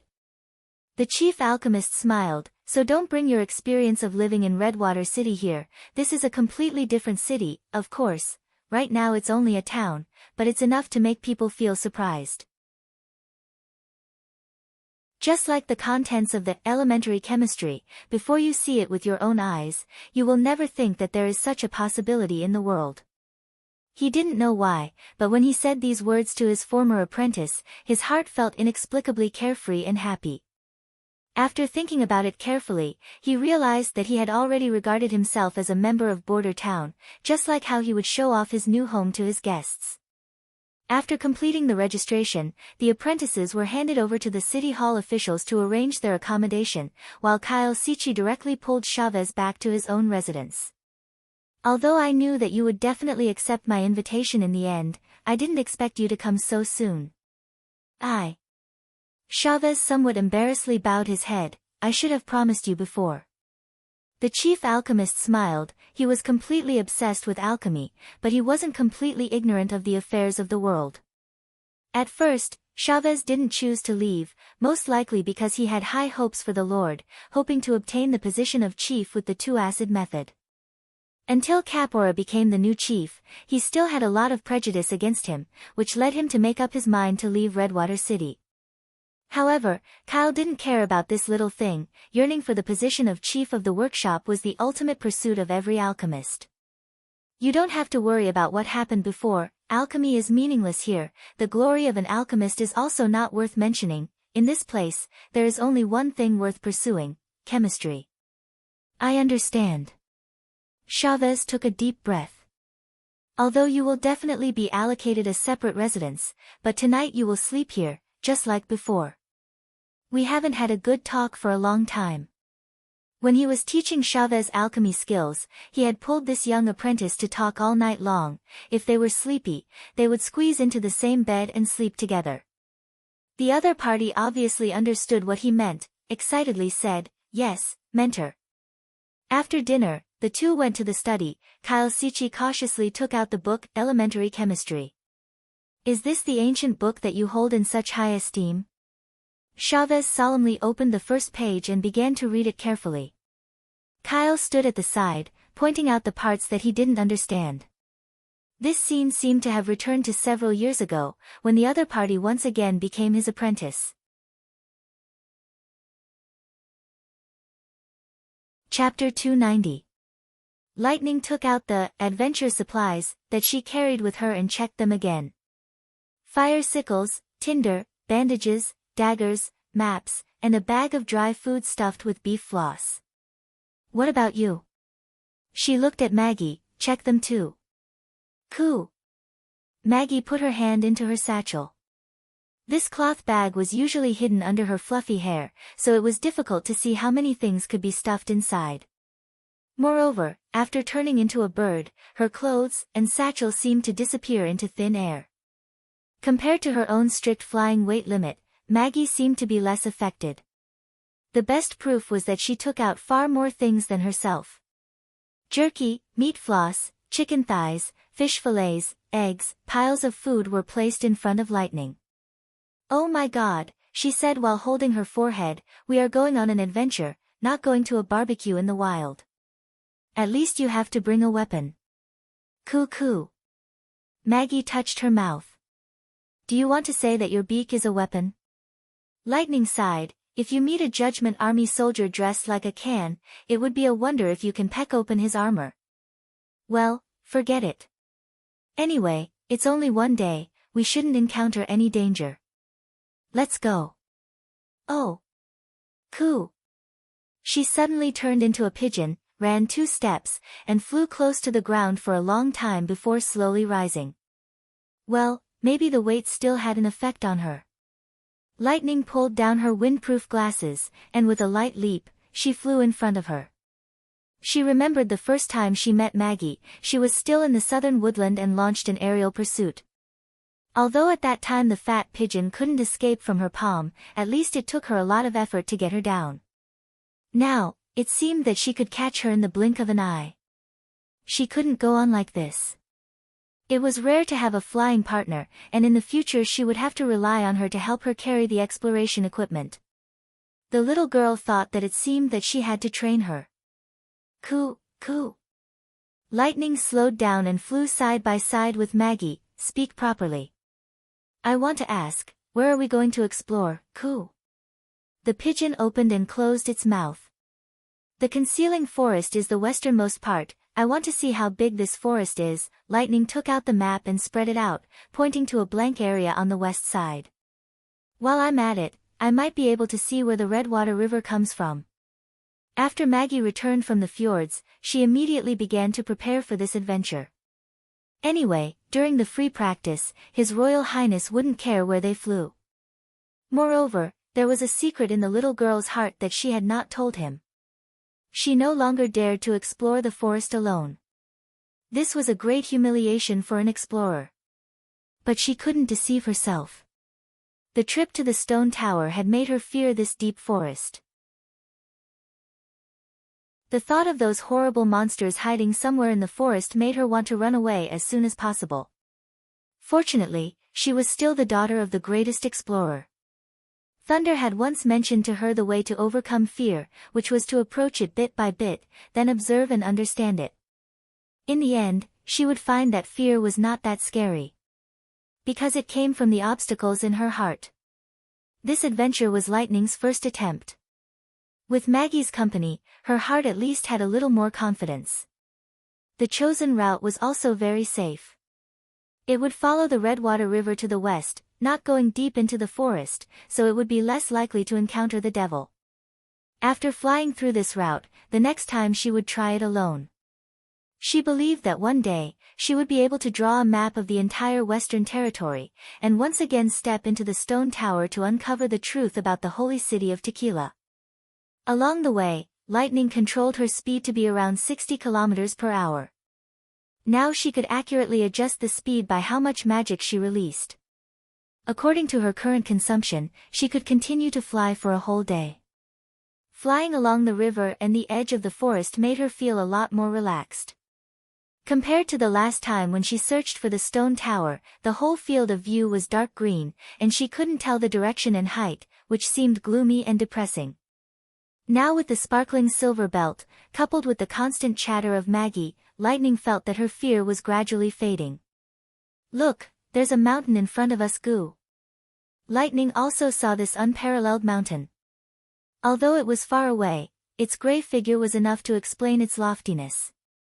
At the same time, the hilly area on the side of the river rapidly decreased, and the mountain that was near the sea seemed to be moving inland, getting closer and closer to the Redwater River, and finally completely touching the silver belt. "This mountain is a little too big," she couldn't help but sigh. As the distance continued to shorten, the outline of the mountain became more and more clear. Its top was snow-white, as if it pierced the clouds. Although it wasn't like the impassable mountain range, which continued to rise and fall for thousands of miles, but in terms of height, it was higher than 3 or 4 impassable mountains combined. The southern hilly area was an extension of this mountain, and the source of the Redwater River also came from this magnificent mountain. "The concealing forest has come to an end, Goo," Maggie excitedly called out. She saw that the dark green color under her feet had finally ended, and the earth had returned to a light green color, which should have been a grassland. But as she looked further ahead, her field of sight unexpectedly turned into a smear of darkness, and it even covered the foot of the mountain. "Let's go down and take a look," Lightning made a gesture, and then swooped down towards the dark earth. She soon discovered that it was a ground made of black stones. "What is this?" Maggie landed and pecked at it twice. "It seems that we can't eat it, Goo." "Of course we can't eat it." Lightning picked up a black stone and carefully looked at it. It looked angular, and although it looked dark, when it rotated under the sun, it could see a metallic luster. And such stones were everywhere, mixed with the sparse soil. At first glance it looked like the earth had been soaked in ink. "This may be some kind of ore. Let's take 2 pieces back to His Highness."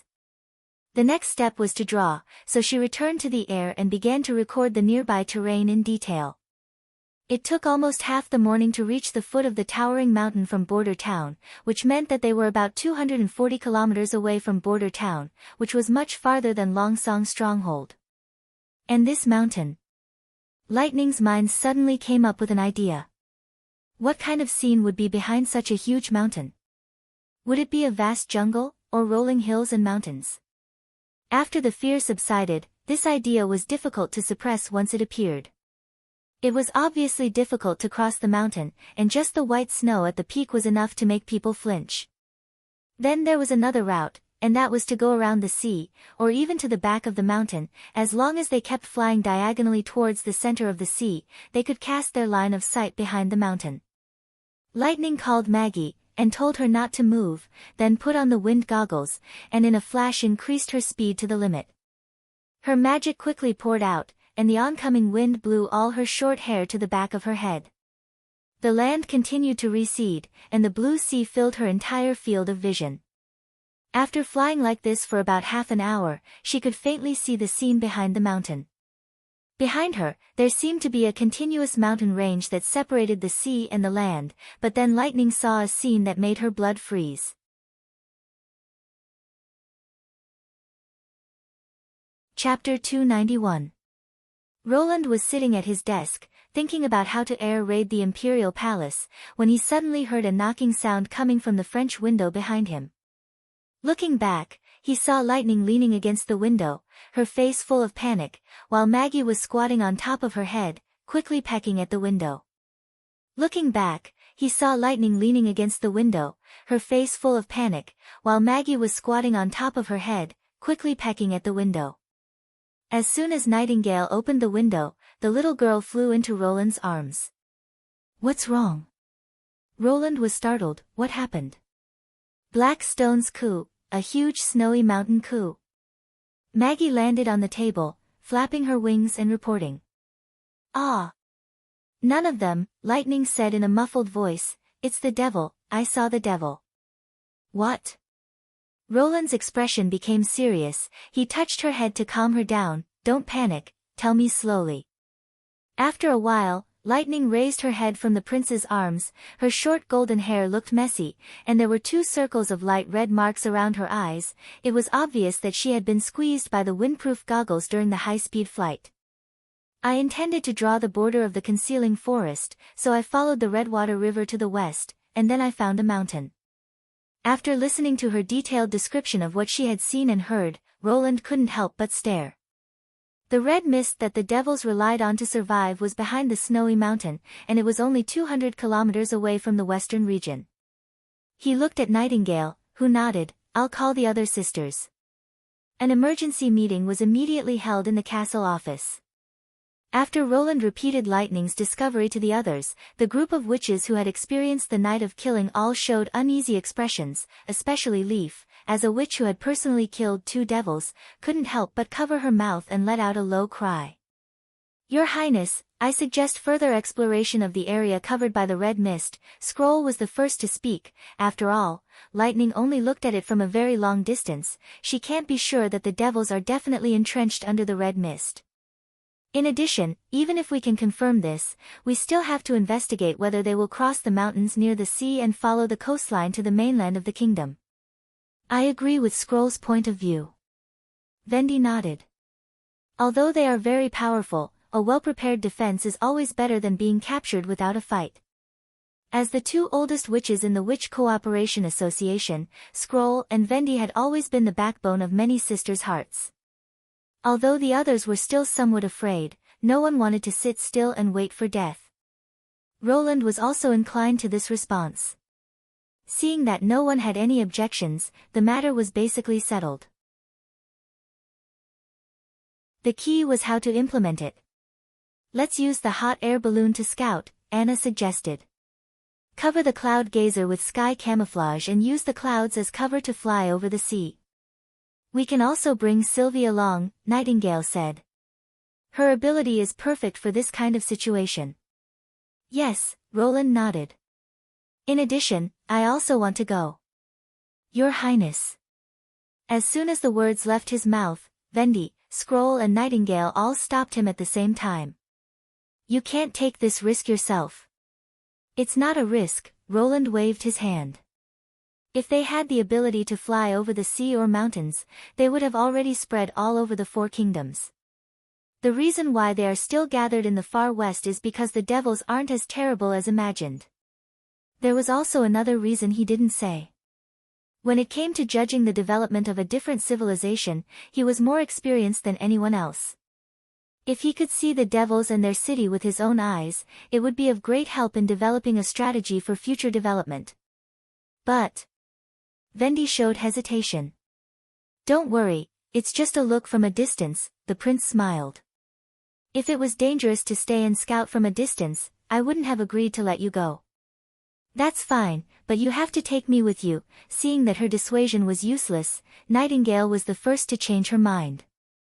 Looking at the serious look in the other's eyes, Roland knew that he couldn't refuse her. After thinking for a while, he announced, "Then, in addition to me, the members of this trip will be Anna, Vendi, Soroya, Sylvie, Nightingale, Lightning and Maggie. The departure time will be a week later. In addition to the necessary food preparation, I will give each of you a revolver. Practice it well for a week, so that even if you are a non-combat witch, you will still have the ability to fight back against any enemy." The flying speed of the hot air balloon was far inferior to that of Lightning, so it would probably take them a whole day to cover a distance of more than 200 kilometers. Therefore, they still needed to camp in the wilderness for 1 night in order to complete their reconnaissance. Taking this into account, dry food, tents and weapons were all necessities. "Yes, Your Highness," the witches answered in unison. After everyone had left, Roland finally had the time to check the black ore that Lightning had brought back. "You said that this kind of stone is everywhere at the edge of the forest?" Yes, Lightning had now regained her calm. She was sitting at the mahogany table, swinging her feet, her cheeks still somewhat flushed. "Moreover, the closer we get to the foot of the mountain, the more they appear. If you look down from the air, the black stone covering the ground is about 10 times larger than Border Town." Roland weighed it in his hand, his heart jumping slightly. In terms of weight, it was much lighter than ordinary stones, so it was unlikely to be a metal ore. The surface was hard and light, it could reflect a metallic luster, and it was exposed to the surface. Could it be that this was a coal mine? Thinking of this, he hurriedly called Anna back.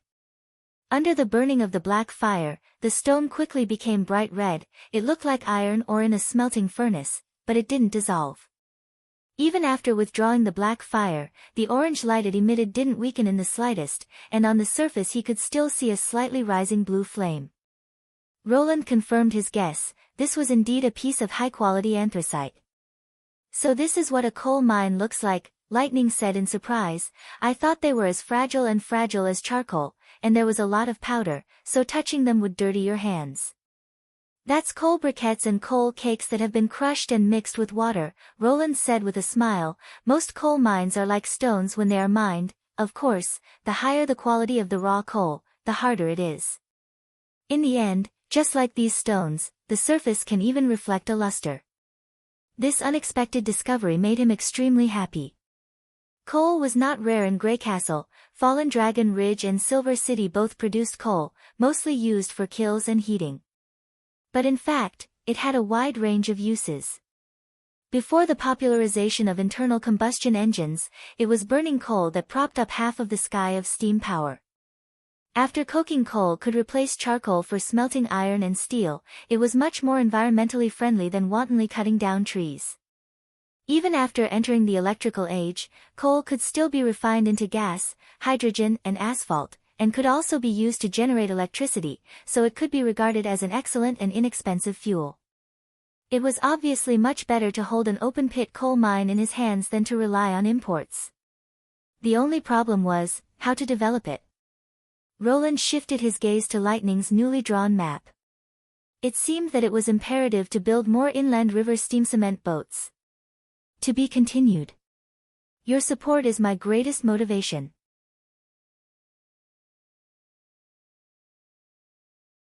Chapter 292.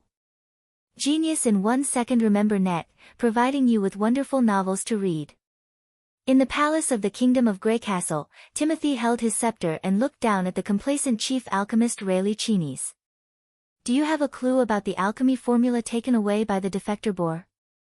"Yes, Your Majesty, this is the latest snow powder developed by the Alchemist Association. Please allow me to demonstrate it to you." Rayleigh bowed and said. After getting the approval of the new king, he waved his hand behind him and immediately 2 disciples came forward, each holding a leather bag.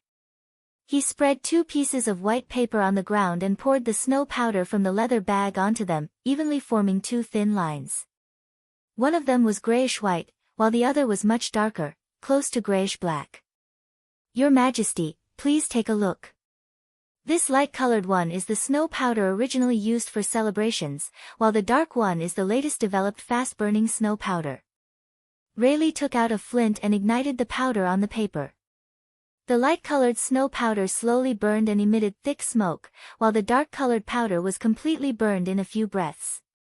At the same time, it also ignited the white paper that was laid on the ground. "What does this mean?" Timothy frowned.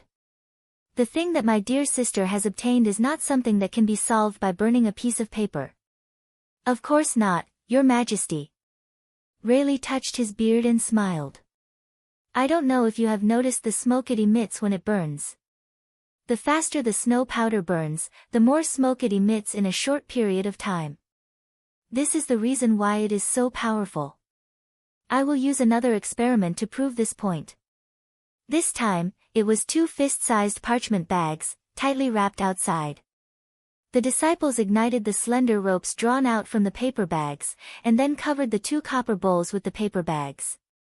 The sparks followed the ropes and gradually climbed towards the copper bowls.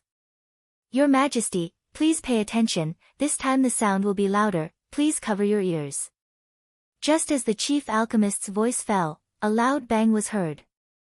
One of the copper bowls was turned upside down, while the other was thrown directly to the roof. When it landed, it bounced a few times on the granite slabs, making a crisp sound. Damn! Timothy, who had almost let go of his scepter, unconsciously swallowed his saliva. Why didn't this old thing say so earlier? The 2 apprentices brought the copper bowl back to the new king. He suppressed his anger and focused his attention on the bowl. After all, the king was the pillar of the alchemy workshop of the king's city. If he wanted to study alchemy weapons, he needed his help for the time being.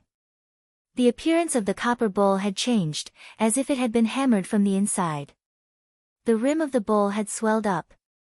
I've tested it repeatedly.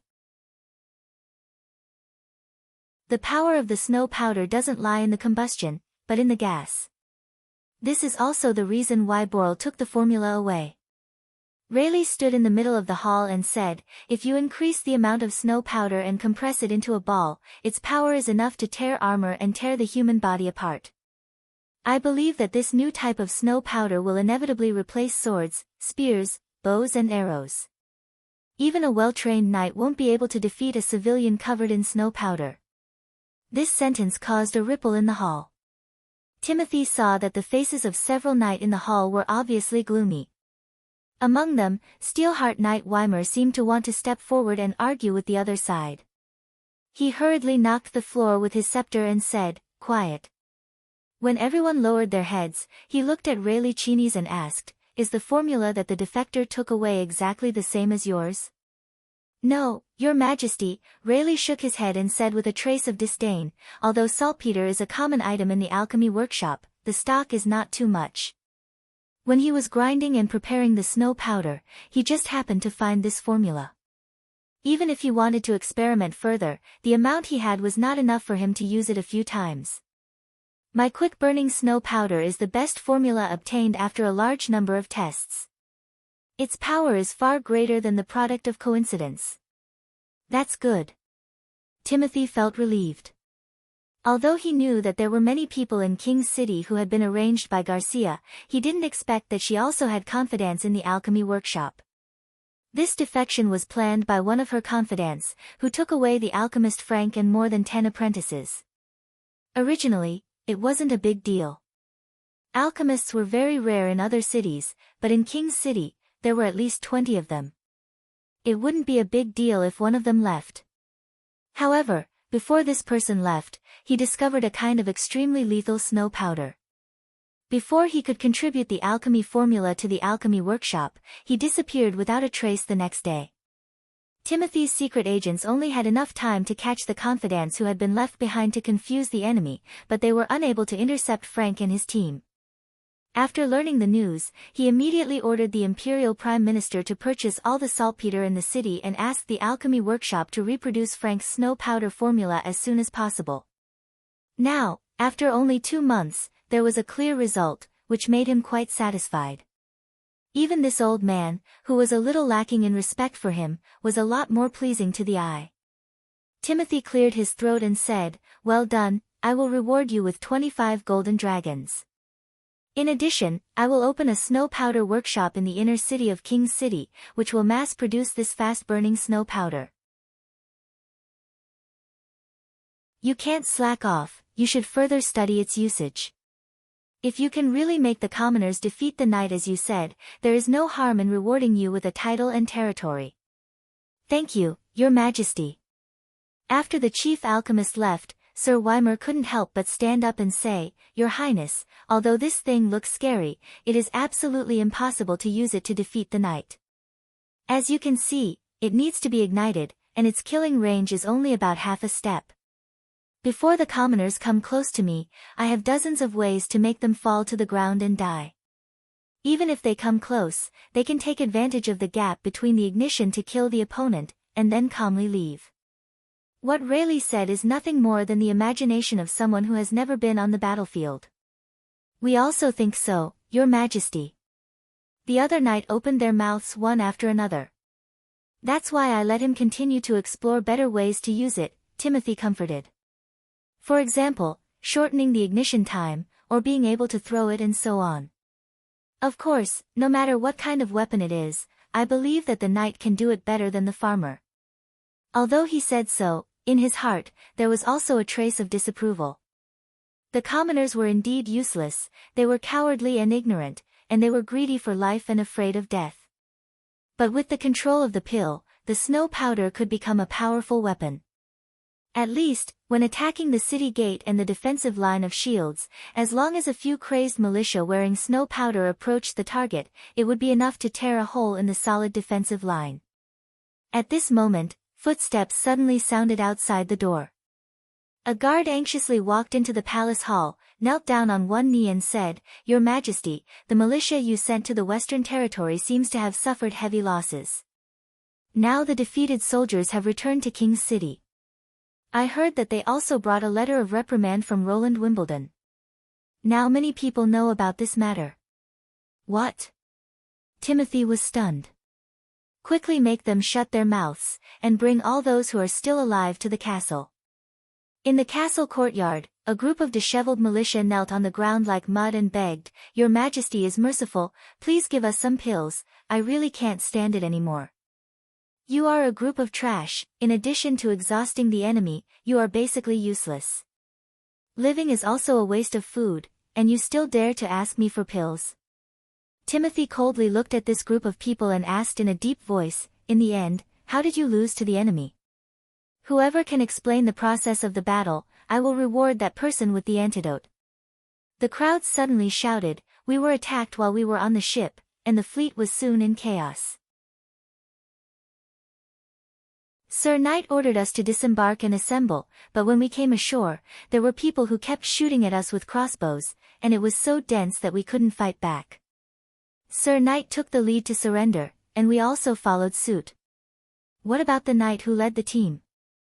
"No, I don't know, they took us back to the camp, but we didn't see Sir Knight." Timothy frowned, and his voice became even colder. "Then how did you come back?" "It was Prince Roland who let us go," one of them hurriedly said. "He also gave us a letter, and asked us to deliver it to you." "You guys." "Yes, I also have one here." "Your Majesty, I also have a letter." The group of people quickly shouted, and one after another took out Roland's letter from their bosoms. "Damn it, he really sent this thing to everyone." Timothy motioned for the guards to take the letter, and found that all the papers had the same paragraph written on them. "I am sorry for your foolishness, Timothy Wimbledon. Repeatedly invading the Western Territory is a serious mistake, and you will pay for it. I will attack King's City at the beginning of the second month of autumn, and you will also find that your position is far from as safe as you think. At that time, all the people of King's City will see that your throne is already on the verge of collapse. Roland Wimbledon. To be continued. Your support is my greatest motivation."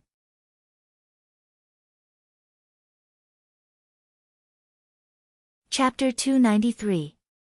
The training place for pistol shooting was arranged in the castle, and all the witches selected for the investigation team, including Sylvie, were given a revolver.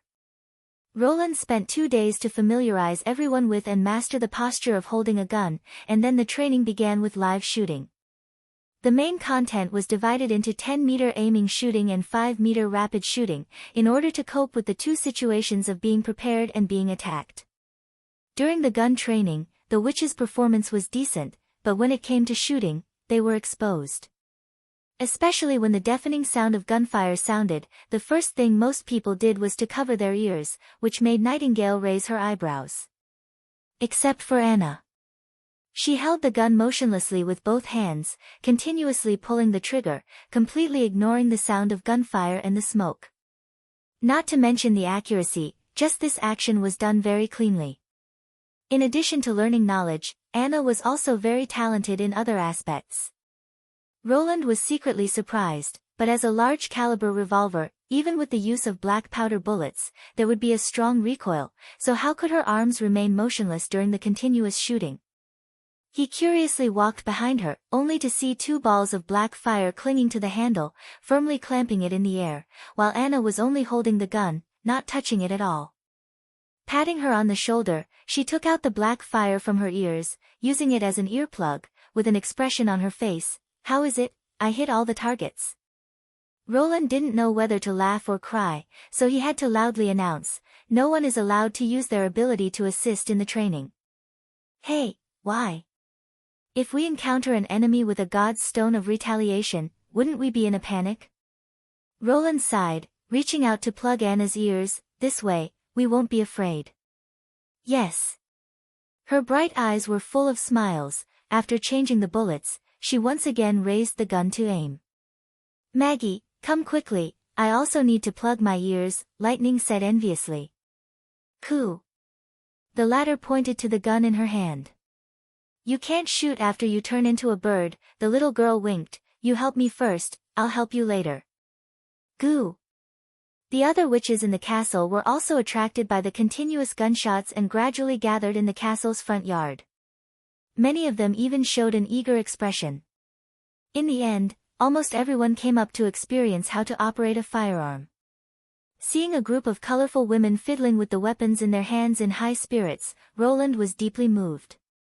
Until now, he could still remember the first time he met each witch.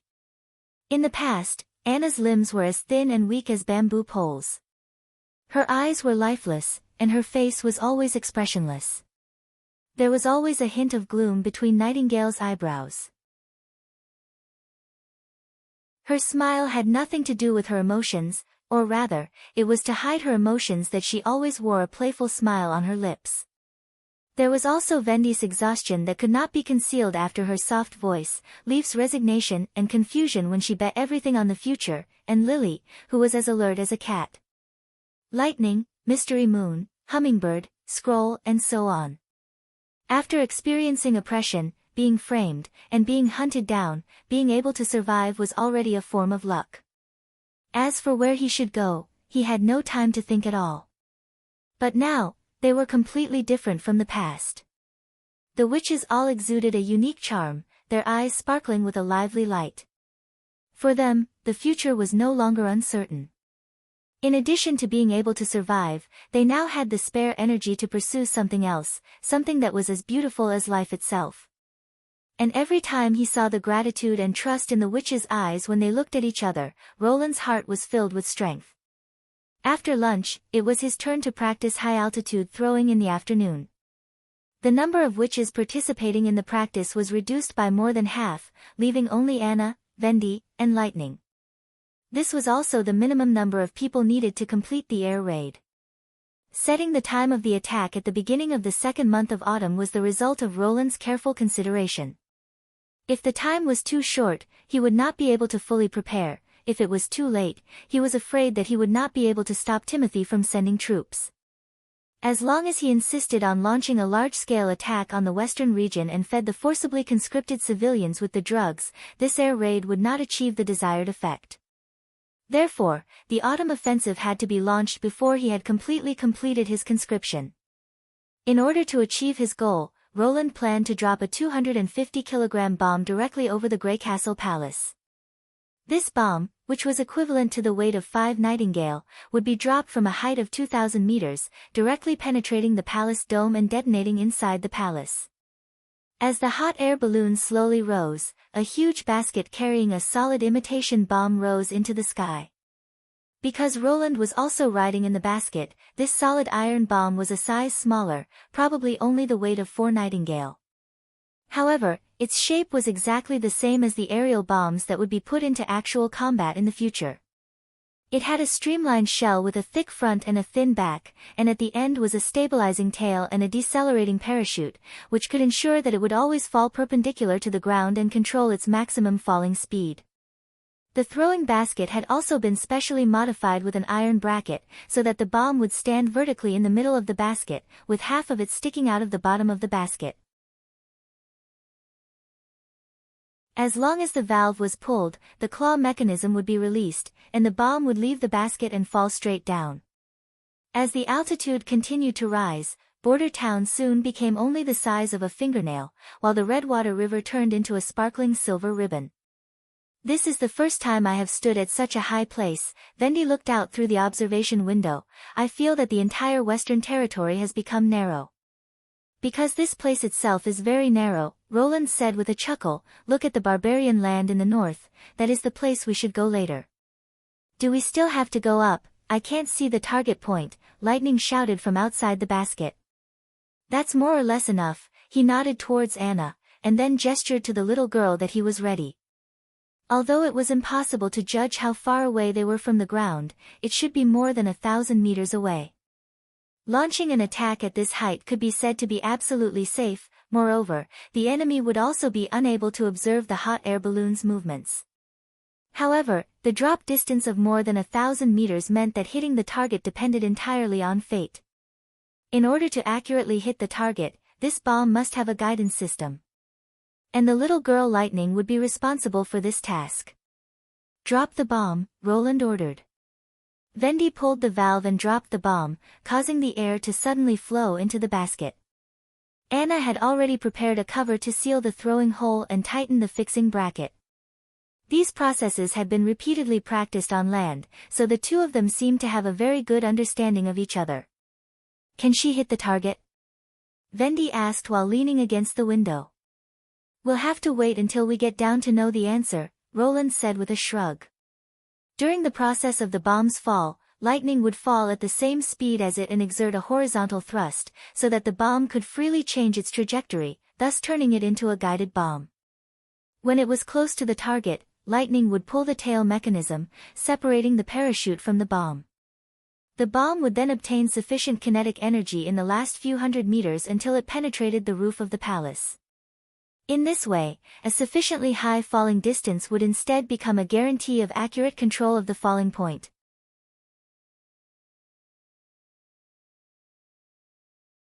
Chapter 294. A week passed by quickly, and it was time for the scouting team to set out.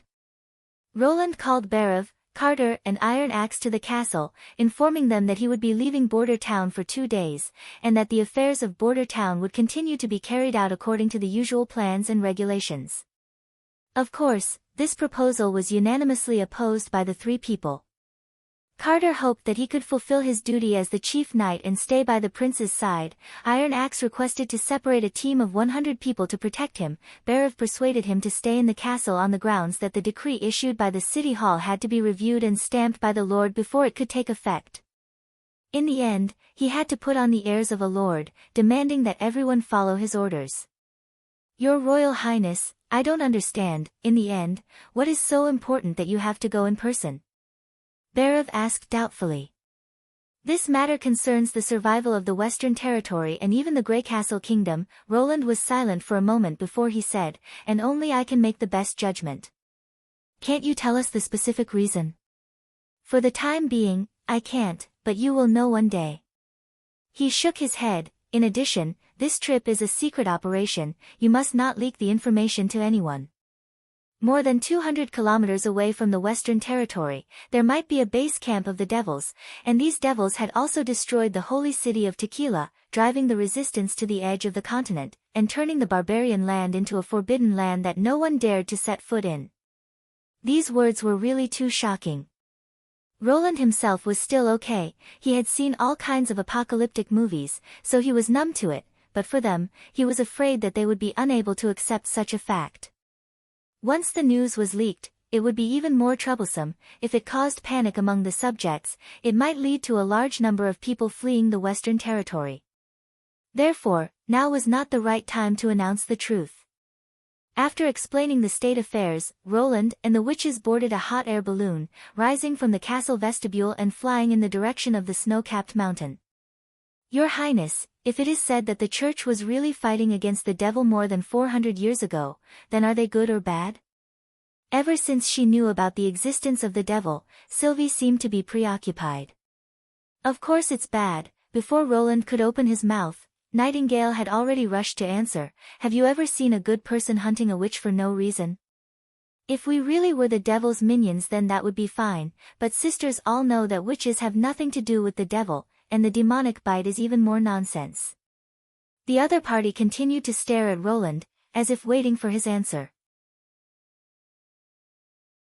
The latter thought for a while and said, first of all, we still have to confirm whether the Church is fighting against the demons or not.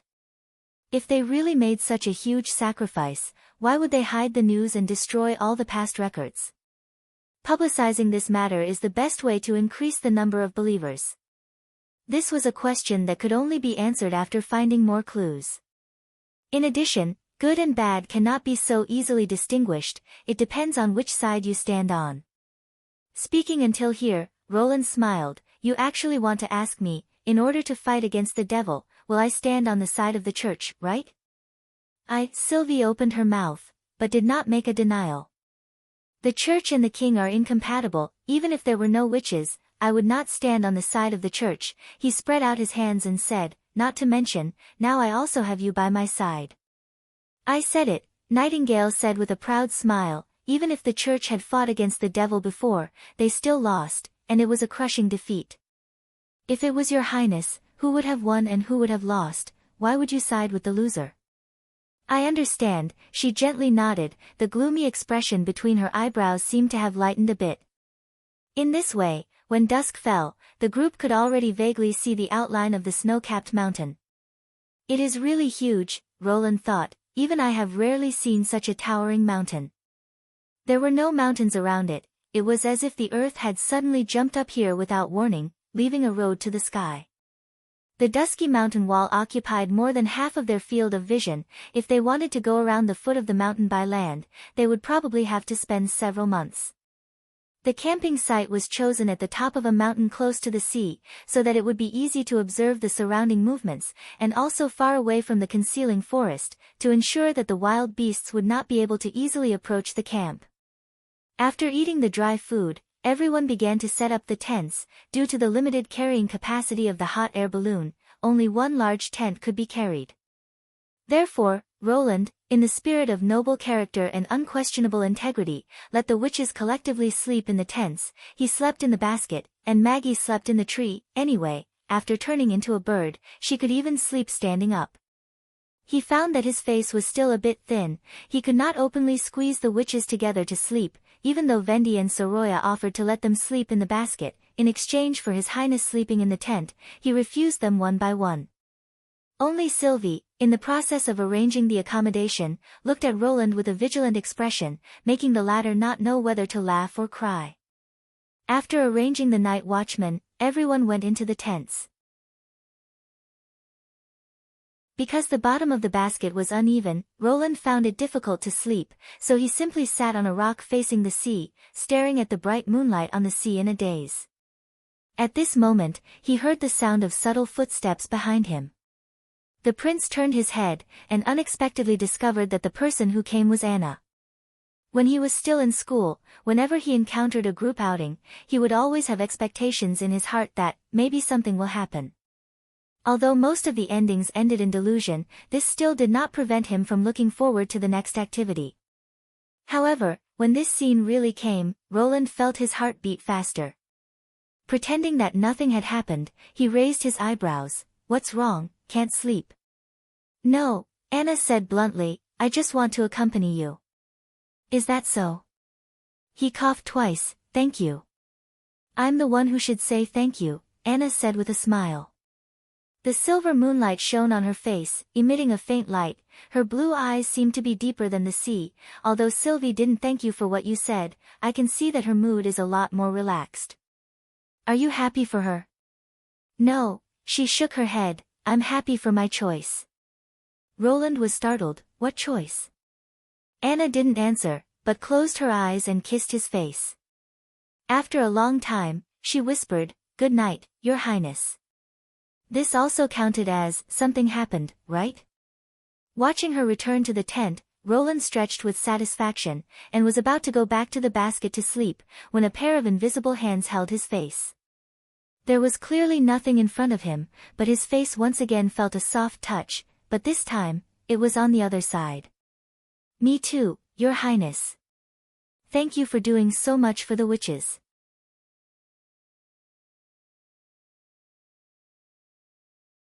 Chapter 295. Early in the morning, everyone packed up their camping things and set off once again. Roland also discovered another detail. Even if they slept in the wilderness, the witch's appearance wouldn't change in the slightest, but he obviously couldn't do this.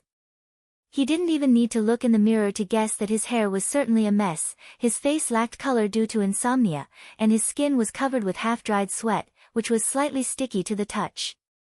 In everyone's eyes, he most likely had a listless appearance.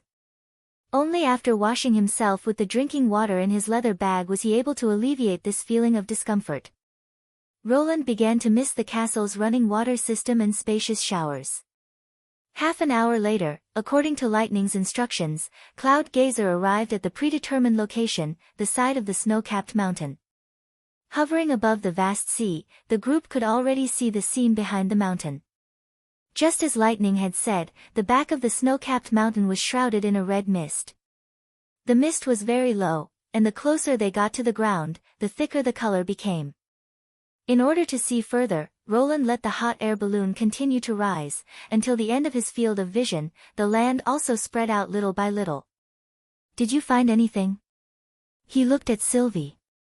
The latter shook her head. "No, the distance is too far, it has already exceeded the range of the eye of truth. Wait until Soroya has drawn the scene here, then we can go a little closer," Roland said.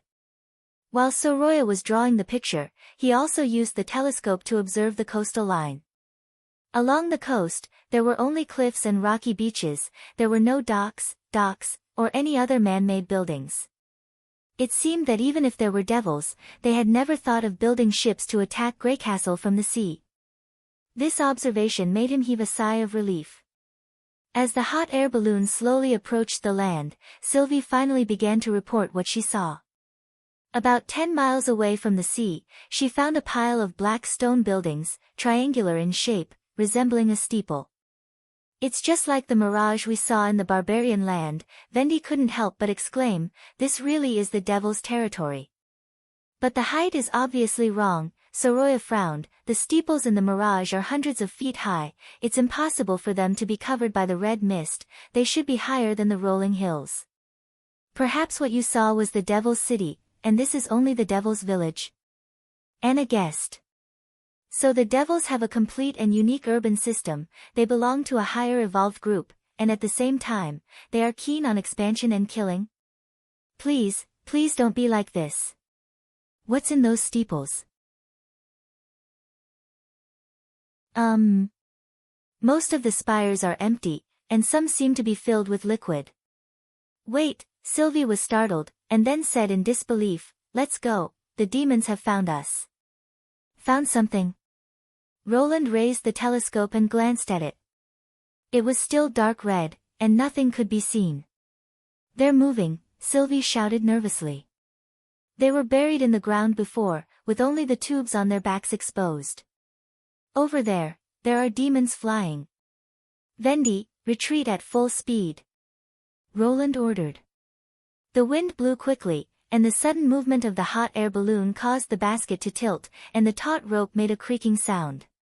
However, Sylvie's warning made everyone's heart go cold. "Two devils are rushing towards us, and their mounts can fly. Hell, these guys actually have flying mounts?"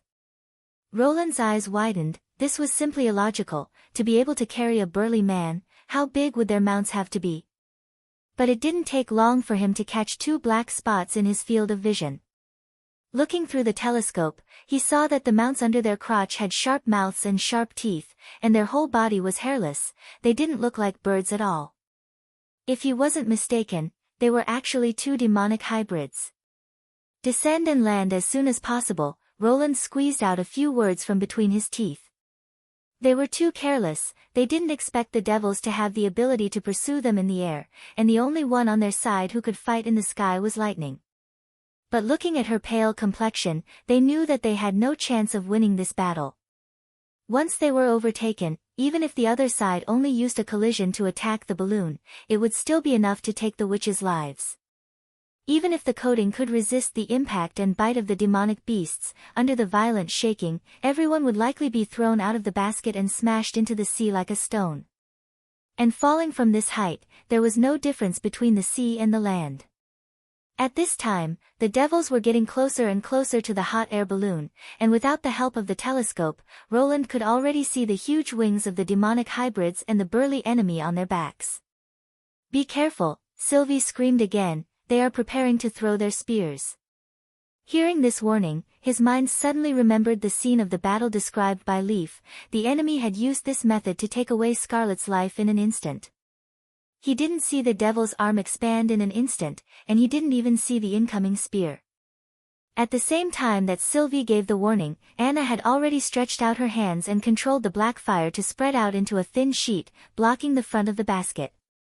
Then there were two loud, bang-bang, sounds. Anna let out a muffled groan and took 2 steps back. The black fire shattered like glass, and the spear was only left with half of the burning iron shaft, tumbling down towards the sea. She had used a dense curtain of black fire to block this attack. The witches all breathed a sigh of relief, only Roland was burning with anxiety. This way of operating her ability would greatly consume Anna's magic power.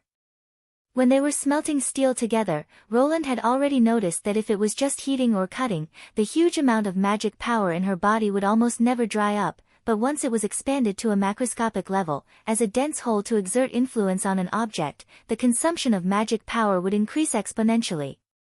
For example, if the black fire was used as a furnace, the outer wall that prevented the molten steel from flowing would accelerate the consumption of magic power, and if she wanted to lift the entire black fire furnace, even Anna wouldn't be able to hold on for more than a few minutes.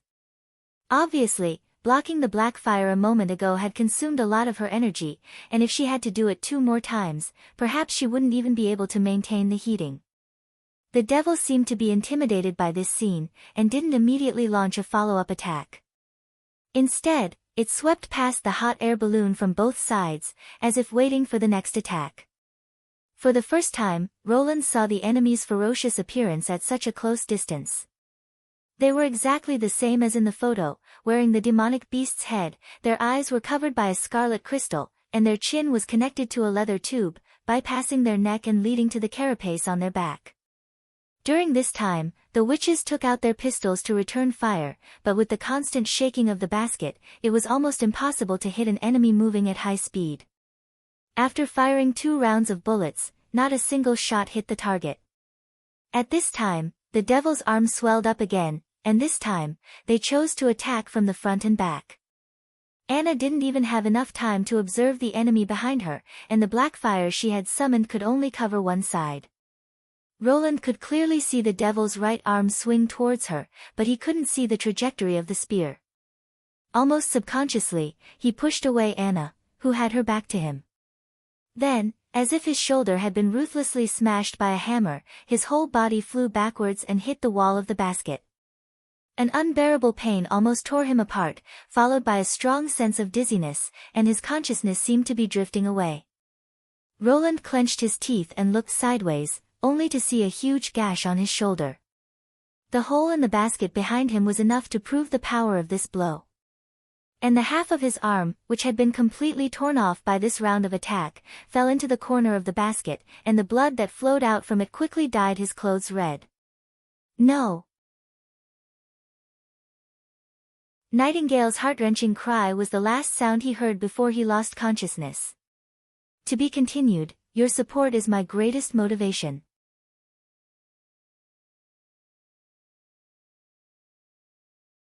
Chapter 296.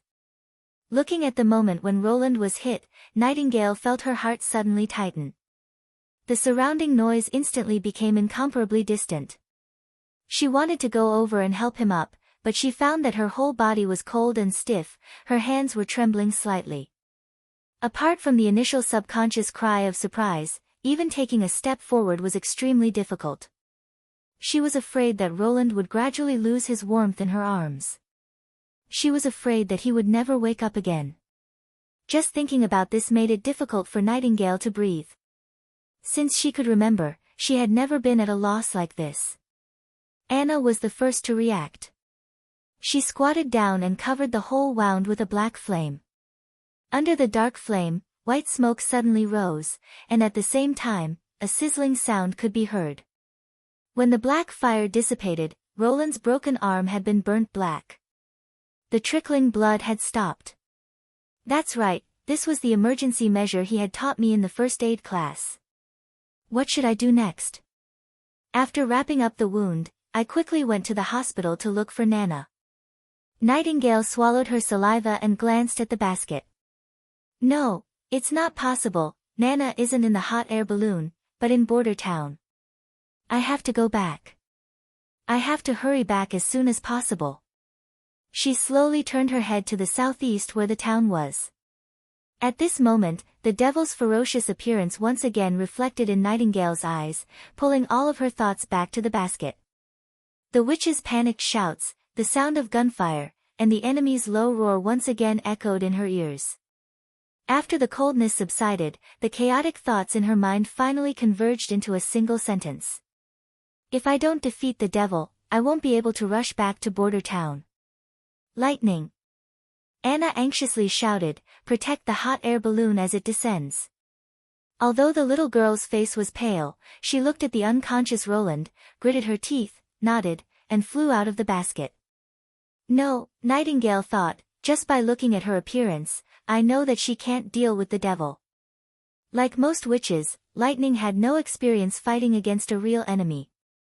Here, the only one who could defeat the devil was herself. Nightingale took a deep breath and forced herself to temporarily put the scene of His Royal Highness being injured at the back of her mind. The two demons were still in a pincer attack.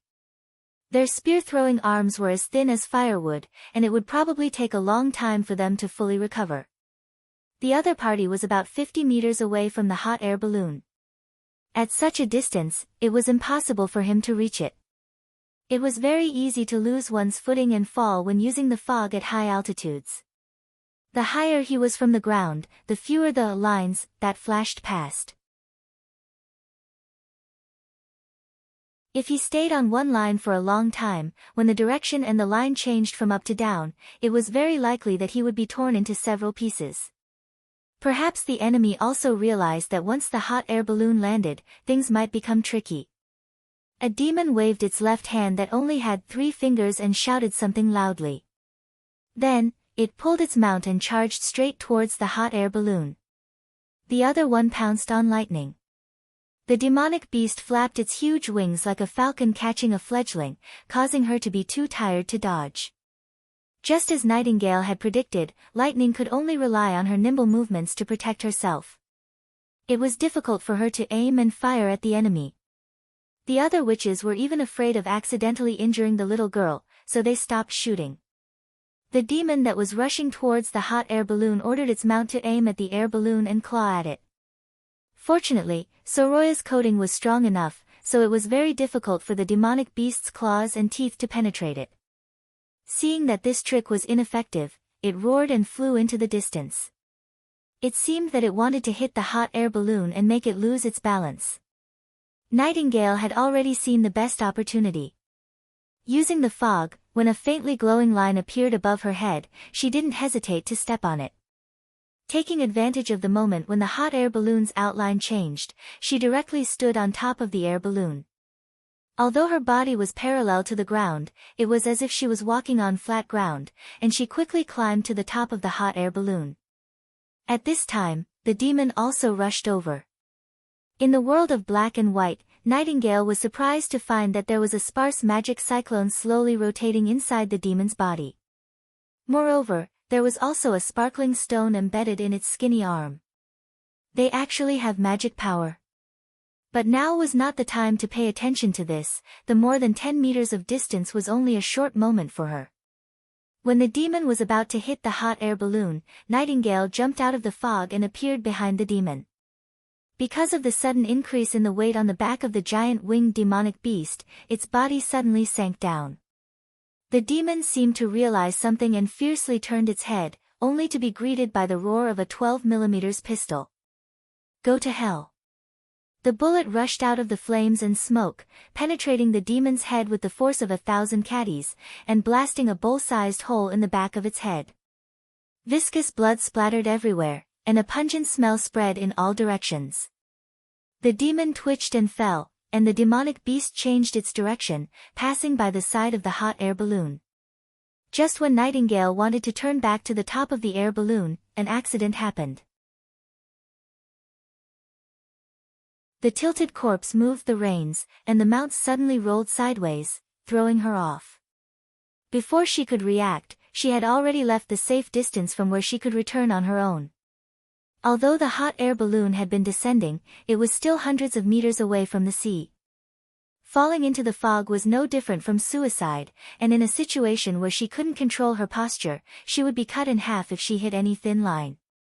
Nightingale. She heard her sisters shouting in panic, but it didn't help.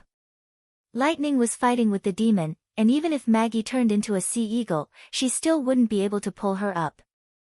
She was very clear about what was going to happen next.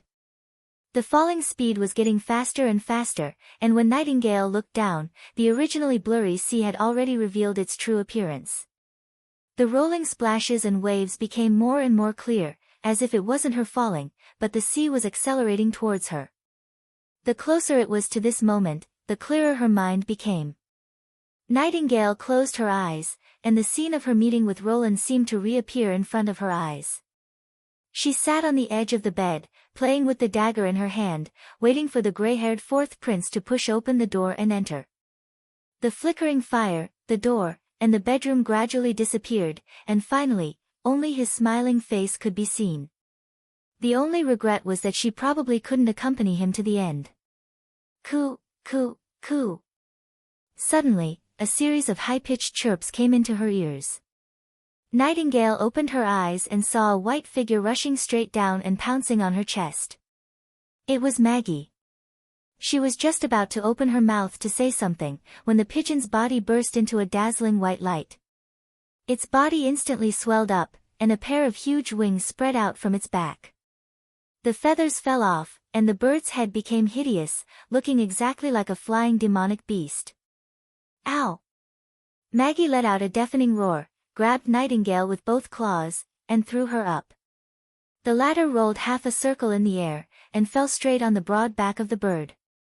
What the hell is going on? Nightingale was completely stunned. Ow, ow! Maggie turned her head and shouted again, as if to remind her of something. This time, even without the translation, she understood the meaning of the other party's words. Although she didn't know why Maggie could become like this, but defeating the demon was the most important thing at the moment. Go! She shouted. To be continued. Your support is my greatest motivation.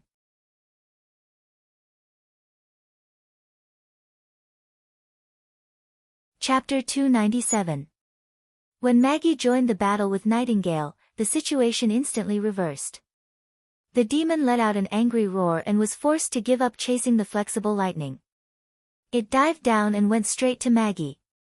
The arm that hadn't fully recovered raised the spear again and quickly swelled up. Cracks appeared on the skin and blood sprayed out. This time, the attack was still powerful, but the spear was no longer as powerful as before. At least Nightingale could see the trajectory of the spear. Maggie!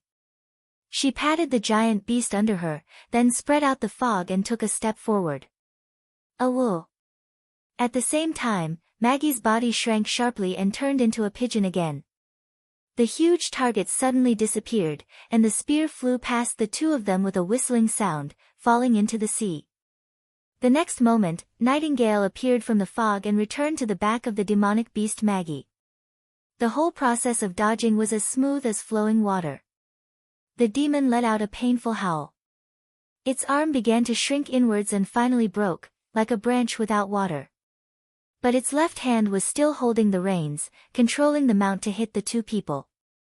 It seemed that it wanted to die together. Maggie obviously wouldn't let it do as it wished. When they were about to collide, she suddenly sank and passed by the enemy. When it regained its balance, Nightingale on its back had disappeared. The latter appeared behind the demon like a ghost. The enemy tried to untie the rope that fixed its body in a hurry. Nightingale naturally wouldn't give it the opportunity. She pulled the trigger to vent her anger, and the gunshots rang out continuously.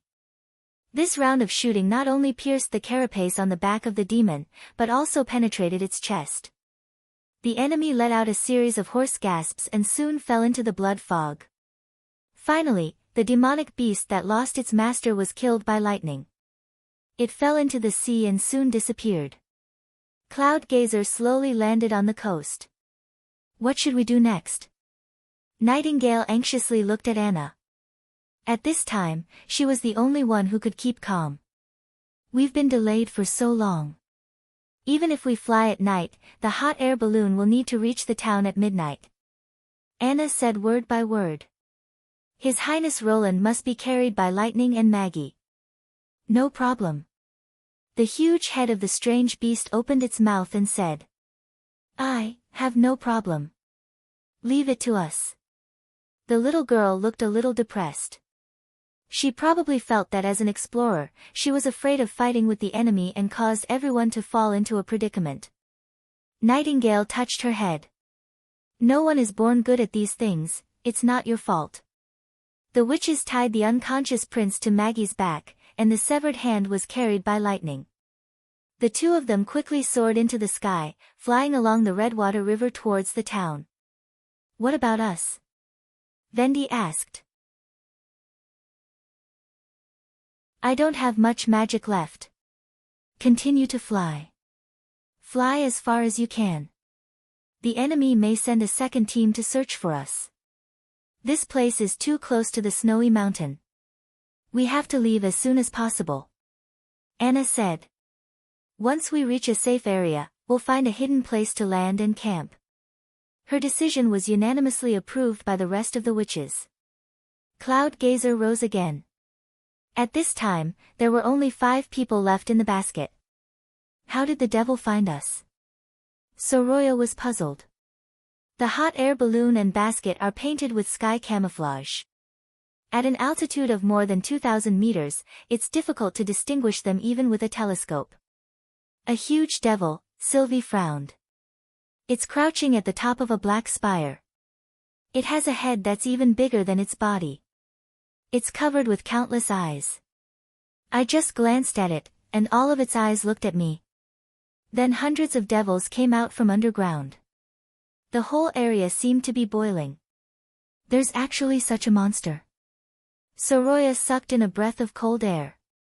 Not only that, but the 2 flying mounts are also very strange, Anna thought. After they were shot, the blood that flowed out wasn't black like ink, but dark blue. This is completely different from the hybrid demonic beasts we met during the months of the demons. On the contrary, it's similar to the devil, Soroya added. I saw that the first devil that Nightingale shot and killed had blue blood. Aren't they demonic beasts? Sylvie asked. I don't know, but it's great that Maggie can change into their appearance, Vendi sighed. If she hadn't saved Nightingale, I'm afraid we would have been in danger. Her ability has evolved. Nightingale, who had been silent all this time, suddenly opened her mouth. When I was in the fog, I saw that the magic in her body was no longer a rotating cyclone. Instead, it had become a fixed shape, a pair of white wings spread out. Lightning held His Royal Highness's arm, her heart filled with guilt. The devil only had a ferocious appearance, but it wasn't so strong that she couldn't deal with it in the air. If she could have left the basket at the beginning and blocked the enemy, His Royal Highness wouldn't have been so seriously injured. It was an explorer's duty to stand up and protect his companions. When exploring the fjords, no matter what danger there was, Thunder would take the lead and lead everyone to break through one difficulty after another. Whether it was fighting against the pirates or the monsters of the deep sea, he never retreated a single step. For the first time, Lightning realized that she was still very far away from being an outstanding explorer. However, her father had also mentioned that fear could be dispelled through cognition and familiarity, and skills could be mastered through repeated training. She made up her mind that when His Royal Highness recovered, she would beg him to give her a special pistol, and ask Sister Nightingale to teach her shooting and fighting skills. How is His Royal Highness? Maggie muttered. Compared to the pigeon's voice, her voice was hoarse and muddy, like the wind blowing out of a stone cave. I feel that his body is getting colder. The little girl clenched her fists, turned around and flew to Maggie's back. She saw that Roland's eyes were closed, his lips were pale, and with his messy gray hair, he looked even more lifeless. The blood on his clothes had already coagulated, and the burnt wounds looked terrible. She gently put her hand on his neck. The weak beating proved that the prince was still alive, but the touch of her fingertips was frighteningly cold. How much magic do you have left? Lightning estimated the distance. We have to go at full speed.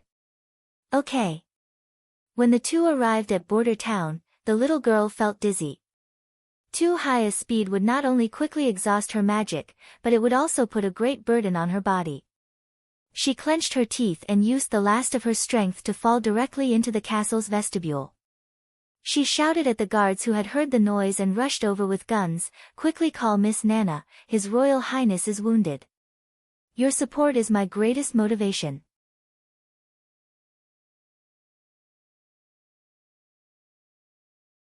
Chapter 298. Roland opened his eyes and found himself lying on a soft bed. Above his head was the familiar ceiling, and even every crack was the same as the one in his memory. "This is my bedroom." He tilted his head and looked at both sides of his shoulders. Both his left and right sides seemed to be intact. He tried to move his hands, but there was no problem either. Everything was like a dream. But he knew that this was not a dream. The investigation of the devil and the attack had already happened. He was lying safe and sound in his bedroom, which meant that they had escaped the devil's pursuit and returned to the castle smoothly. But, did all the witches come back safely? Thinking of this, Roland's heart could not help but sink. He tried to prop himself up, but his arms felt weak. Just as he was about to open his mouth to call someone, he saw a row of witches leaning against the wall at the end of the bed. There was Anna, Nightingale, Lightning, Maggie and Nana. They were leaning on each other's shoulders, breathing steadily, eyes slightly closed, as if they were asleep. Roland quietly opened a corner of the curtain and found the first rays of the morning sun rising from the Redwater River, like a dazzling golden thread sprinkling on the earth. "You woke up." Turning his head, Anna did not know when she had opened her eyes, but with sleepy eyes, she walked step by step to Roland's side. "Yes, I woke up." "The other witches?" "They all arrived safely in Border Town. In fact, you were the only one injured." "Really?" Roland breathed a sigh of relief. "That's really good, fool." Before he could refute, Anna had already tightly hugged him. Her hands clasped behind his back were so strong that they almost embedded into his flesh. Anna's action woke up the other witches. "Your Highness." They stood up in surprise and surrounded him. Lightning was the second to hug Roland, followed by Nana and Maggie. Nightingale hesitated for a moment, then hugged everyone from behind. In this way, everyone hugged each other, unwilling to let go for a long time. Time seemed to freeze at this moment. After breakfast, Roland listened to the details of the incident in the office and finally figured out what happened afterward. The witches worked together to defeat the demon pursuers and allowed Lightning and Maggie to take them back in advance. After he was brought back to the castle to receive treatment from Nana Pine, his broken arm quickly recovered. But because of the severe blood loss, he slept for a whole day, so today was already the 4th day since the departure. All in all, this operation was somewhat careless. He did not expect that the demons would actually be able to discover the sky camouflage hot air balloon more than 10 miles away. According to Sylvie, the giant multi-eyed demon didn't seem to be acting strangely. Its eyeballs were also looking in all directions. However, when she shifted her gaze to the multi-eyed demon, it immediately reacted and turned all its eyeballs towards her. This kind of investigation method was unheard of. At this distance, apart from Sylvie's eye of truth, even the telescope was a blur. In addition, the top of the minaret was covered by the red mist, so it was even more difficult to see the specific situation of the demons. Correspondingly, it should also be very difficult for the other party to discover him. Having said that, although this trip encountered a major danger, the harvest of information was also extremely rich. The demons were no longer the mysterious and unknown emissaries of hell. They had their own towns and organizations, and like humans, belonged to a higher evolved civilization. Moreover, the other party's air power was not strong, at least in the area behind the snow-capped mountain. Hundreds of demons drilled out from the ground, but in the end only 2 of them rode their mounts to pursue them. This showed that flying was still a rare ability for them. As for whether the mounts were rare or the riders were rare, it was still unknown. But in general, this was good news for Border Town. At least he didn't have to worry about a group of demons bypassing the southern hills and mountains and directly entering the hinterland of the Western Territory to burn, kill, and loot. In addition, the fact that the demons had magic was also an important discovery. According to Nightingale's report, although the pursuing enemies had very little magic, they did indeed form a cyclone, which was very eye-catching in the state of the mist. However, the way they stimulated their magic seemed to be completely different from that of witches. They didn't use their own magic, but relied on some kind of mechanism, such as the glowing stone, to release their power. Therefore, they didn't have the ever-changing ability of witches, but were more like mass-produced standard weapons. Of course, these were only speculations. Unfortunately, the demons' corpses had all fallen into the sea, so Roland couldn't further verify them. The last point was the buildings. Those short and slender black stone spires weren't the demons' dwellings. The material was also very strange, and the surface didn't have any traces of corrosion from the red mist. Some of the stone spires were empty, while others were filled with red liquid, similar to storage tanks. Was the red mist in the sky formed by the vaporization of these liquids? And the reason the demons didn't further expand to the barbarian land or even the Four Kingdoms was also because of the limited coverage of the gas. In any case, the comprehensive information showed that for the time being, they wouldn't threaten the safety of Border Town. However, Roland also knew that since they had driven humans out of the barbarian land more than 400 years ago, maybe one day they would come again, so he had to prepare for this day. Because he had lost a lot of blood, after nightfall, Roland only dealt with the few remaining government decrees and went to bed early. He sat on the bed and flipped through half a history book. Just as he was about to blow out the candle and go to sleep, there was a knock on the door. He was slightly startled, climbed out of bed and opened the door. Standing in front of the door was Anna. Unlike in the past, she wasn't holding a thick book, intermediate physics, or natural science theoretical foundation. Instead, she was empty-handed, wearing a white nightgown, and walked into the room. She didn't even wear shoes, and her delicate feet lightly touched the floor, so quiet that there wasn't a trace of sound. Roland swallowed his saliva. Anna closed the door with a backhand and pulled the bolt. Then she took Roland's hand and walked to the bedside. The girl's hair had just been washed, and under the candlelight, it reflected a faint golden light. When he came closer, he could smell a faint fragrance. The intoxicating fragrance didn't come from the rose soap, but from her body. Her long eyelashes trembled slightly, and her cheeks were flushed. Her blue eyes were like limpid autumn waters. Although he could see that she was a little nervous, there wasn't the slightest trace of hesitation. She looked straight at Roland, and her eyes were full of determination. Even though he had never experienced a big battle, at this moment, he understood the meaning of the other party's expression. I don't want to wait any longer, Anna whispered, especially after experiencing such an encounter. She paused, I don't want to regret it.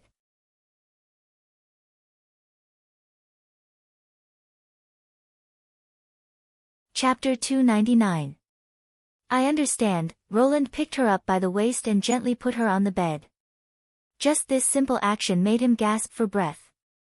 Removing the thin blanket, he turned over and got on the bed. Anna leaned over and rested her head on his arm. Next should be foreplay. He found himself nervous. This couldn't go on. As an experienced person, he couldn't show his timidity in front of the little girl. Perhaps he should use a relaxed chat to ease the atmosphere, and then take action, such as, first tell a dirty joke? While he was thinking hard, Anna's soft voice sounded in his ear, when you pushed me away on the hot air balloon, didn't you think that you might die? Roland was startled. He didn't expect the other to ask this. I just did it subconsciously. You are the future ruler of Greycastle, and also the hope of the witches, she whispered. I am not worth it. It's not a question of whether it's worth it or not, Roland said with a chuckle. I can't just watch you be attacked and do nothing. In fact, after I woke up, I thought about it carefully. If it hadn't happened so suddenly, giving me time to think it over before making a decision, I would still have done it. I couldn't stop you, could I? Well, no. Roland used his other hand to pinch her nose. Anna's eyelashes drooped down, and after a moment of silence, she said, Can you tell me your story from before? I want to know more. Well, before Roland exhaled, he searched the memories of the fourth prince, and was about to tell her 2 interesting stories from the palace, but he swallowed the words back. His past didn't belong here, but to another completely different world. I used to live in a big city, very big. Well, the capital of Grey Castle. It was many times bigger than Border Town. After I was born, I was no different from an ordinary person. I was a little smart, but not that smart. I studied hard, so I was often praised by the teacher, but he didn't know that the hard-to-erase graffiti on the classroom walls were all drawn by me. Of course he wouldn't dare to blame you, Anna murmured softly. Ha, that won't happen. He doesn't need to do anything to me. He just needs to tell my parents. Roland smiled and shook his head. When that time comes, they won't be merciful to me. Then, as I grew older, my teachers kept changing, from junior teachers to tutors. In the end, I completed all my studies with average grades. Of course, compared to other people's children, they are still lacking. With his eyes half closed, he slowly narrated his experiences. It had been a long time since he had experienced this kind of unrestrained and unrestrained communication. Ever since he came here, he had been playing the role of a prince. At this moment, he felt like he had returned to the past. It was as if he was lying in a hotel full of classical charm, chatting with the girl he liked. His nervous mood gradually relaxed. Perhaps it was time for the next step. Roland turned his head slightly, only to find that Anna had already closed her eyes. Her chest that was pressed against his side rose and fell slightly, like a cat falling asleep. He was slightly surprised, and then couldn't help but chuckle. So that's how it is. She is also tired. Thinking about it, in order to hide their whereabouts, the witches had found a cramped mountain ridge to hide in the night before. They also had to be on guard against the attacks of beasts and devils. They almost didn't sleep for the whole night. When the sky had just brightened, they continued to fly Cloud Gazer to Border Town. After returning to the castle, Anna spent the night in her bedroom. She hadn't rested for 2 days and 2 nights. Under the tension and relaxation, it was easy to let all the previously suppressed exhaustion break out. It would be strange if she wasn't tired. Probably, this decision was made while waiting anxiously. Although it was a pity, Roland didn't care about this time. There was still a long way to go. He leaned forward, kissed Anna's long eyelashes, and whispered, "Good night." When the early morning light entered the room through the gap in the curtains, Sylvie got up from the big bed and couldn't help but yawn a few times. These days' experience was incredible, like a dream. From discovering the devils to fighting in the air, and finally escaping all the way back to Border Town, she felt that even if she was chased by the church's army of judges, she wouldn't be so nervous and tired. Good morning. Vendi had already changed her clothes and was preparing to wash with a basin of water. Good morning. She nodded. You got up early. I'm getting older. Vendi smiled. The amount of time I sleep is getting less and less. Ah. Is it dawn? Nightingale rubbed her eyes. It seems that I have to take a nap at noon. Didn't you sleep well last night? Yes, I had a lot of dreams. Sylvie disapprovingly curled her lips.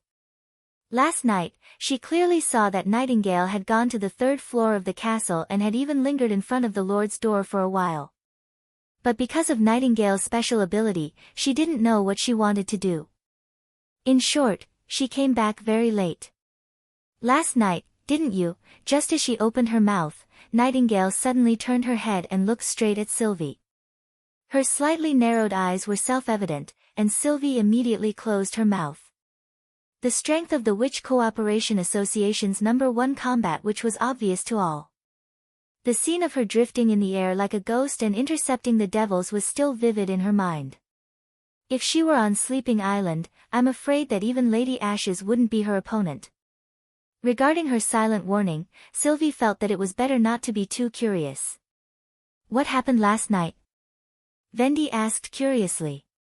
Ahem, she opened her mouth and said, I heard her snoring last night. It should be because she consumed too much energy these days. I think so too. Nightingale shrugged and took off her nightgown, revealing her well-proportioned and coordinated body. She then began to wear the underwear that His Highness had given her. Come to think of it, now even Vendi had completely accepted this piece of clothing, and even recommended it to her. She had to admit that His Highness Roland was really a terrible person.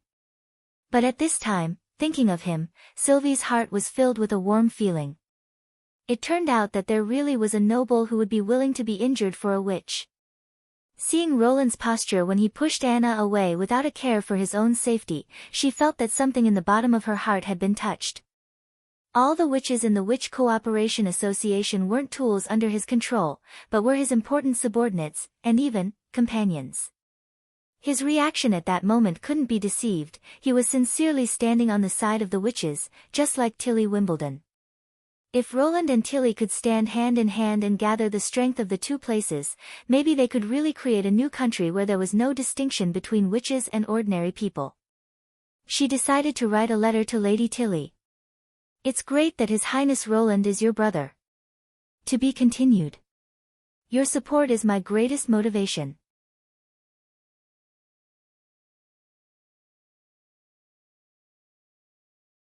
Chapter 300. Grey Castle, King's City, Garden Mansion in the Inner City. Today was the scheduled information exchange day. Theo was sitting on a soft chair in the living room, waiting for the arrival of the Pigeon and the Top Hat acrobatic troupe. After the beginning of autumn, the inner city gate was closed earlier than usual, so the secret meeting had to be changed to the afternoon. Hill Fox was always the first to arrive at the mansion. He was wearing a blue velvet open-collared coat, light gray tights, and moccasins.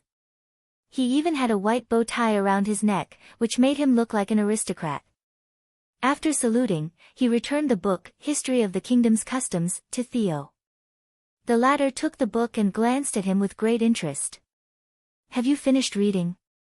Yes, Hill nodded, then hesitated.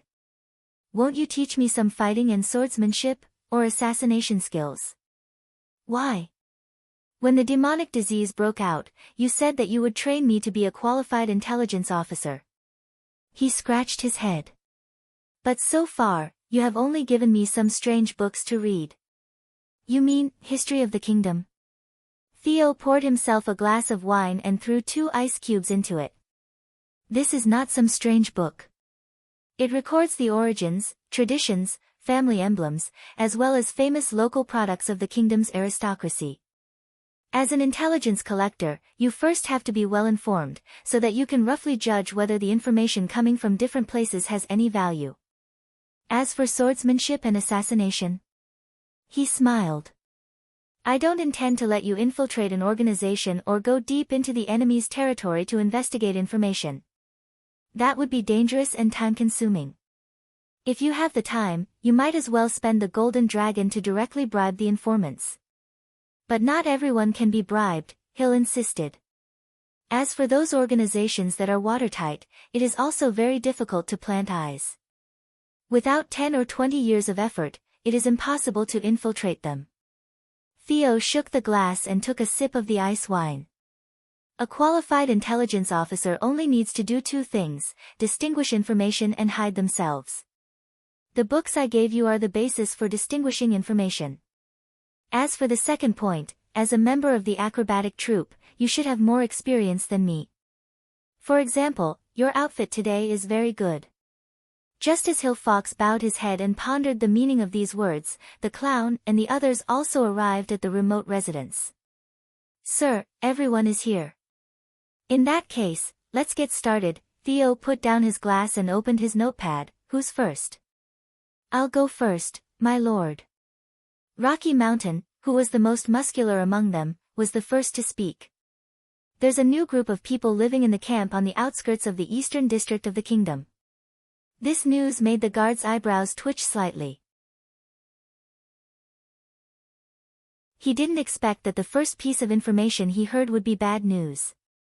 Ever since the kingdom's night regiment had lost more than half of its members, the barracks set up in the outskirts had become the militia's base. All the rats, fugitives, and criminals recruited by Timothy would be stuffed into the East Camp before the expedition. More than a month ago, a group of more than 1,000 militia was sent to the western region, and now there were new people to replenish it. How many? Currently, there are only 200 or 300 people. Most of them seem to be from the northern region. In addition, there are some rats from the Blood Sale Association. However, compared to the first 2 times, there aren't many rats willing to go. Closely monitor their movements. Every time the camp increases by more than 200 people, report to me. Theo ordered. Yes, my lord. There was only one use for these people, and that was to use them as consumables after taking the pills. Now that the Queen of Clearwater had gone to the north, there was no longer any resistance in the southern region. Timothy would undoubtedly continue to attack His Highness Roland's territory, so he had to send this news back to Border Town as soon as possible. Next, this clown will bring you confidential information, or should I say, a drunken chat, the clown said in an exaggerated tone. I can't verify the authenticity of this news, but since the group of merchants said it with a nose and a face, I'll take it as true. They said that Garcia Wimbledon's Black Sail fleet appeared in the Kingdom of Eternal Winter and launched an attack on the church. As a result, the siege of Wolfshart City collapsed. They are also preparing to take advantage of the time before the beginning of winter to bring some scarce goods to sell. The Queen of Clearwater actually went to the Kingdom of Eternal Winter. Theo was a little surprised, but it didn't matter whether this news was true or not. She had chosen to leave Grey Castle in the north, which was tantamount to giving up the right to fight for the throne. Is that all? Well, I know that this matter is a bit far from Grey Castle, he stuck out his tongue. Next time, I'll ask for more useful information. Ahem, Hill coughed twice. My lord, I have a new clue about the task you entrusted me with. Timothy has built a new workshop in the inner city, and has also recruited a lot of clay craftsmen. He has recently purchased a large amount of saltpeter and transported it there. However, the workshop is heavily guarded, so my people are unable to further find out the purpose of the saltpeter. Oh. Theo's spirit was shaken. They really transported the saltpeter to the workshop? Indeed, Hill nodded. I personally followed a carriage that transported the goods. This was extremely valuable information. After staying by His Highness Roland's side for a long time, he naturally knew that the all-conquering gunpowder was an alchemical item, and its main component was saltpeter. Since the saltpeter around King's City had been wantonly purchased, he had noticed this and had arranged for Hill Fox to inquire about the whereabouts and purpose of the goods. Now that the other side had transferred the saltpeter from the alchemist workshop to the workshop, their intention was very obvious. From alchemical experiments to workshop production, it showed that they had already grasped the formula of gunpowder. This piece of information was even more important than the new soldiers in the eastern suburbs camp. Good job, Theo praised. After the secret meeting, everyone left the mansion in batches. Before leaving, Hill suddenly asked, My lord, with what we have done, can we really push Timothy off the throne? Of course, the guard smiled. Didn't you see the letter that His Highness Roland sent through the defeated soldiers? His throne is already on the verge of collapse. In the evening, after returning to the underground Trumpeter Tavern, Theo saw an unexpected acquaintance, Sean. Like himself, he was also a guard of His Royal Highness the Fourth Prince. After entering the guest room on the second floor, the two exchanged greetings for a moment. Theo closed the curtains and asked in a low voice, How did you know I was here? His Highness gave me a token and told me to find Ms. Marjorie. She knows where you are. Sean took out a sparkling red gem and shook it. Does he have a new task? It's not a task, it's a gift. Sean smiled and walked to the window, opened the curtain a crack, and whistled. He saw 3 grayish-brown birds fly into the room, land on the table and chirp at him. After feeding each bird some wheat, they calmed down. It was the first time that Theo had seen such a spiritual bird. This is a messenger trained by a witch. Sean stroked the bird's neck and explained, unlike a carrier pigeon, they can travel back and forth between 2 places on their own, and don't need to be taken away and then released to return to their nest. You only need to say a specific password to the birds, and they will send the message to His Highness.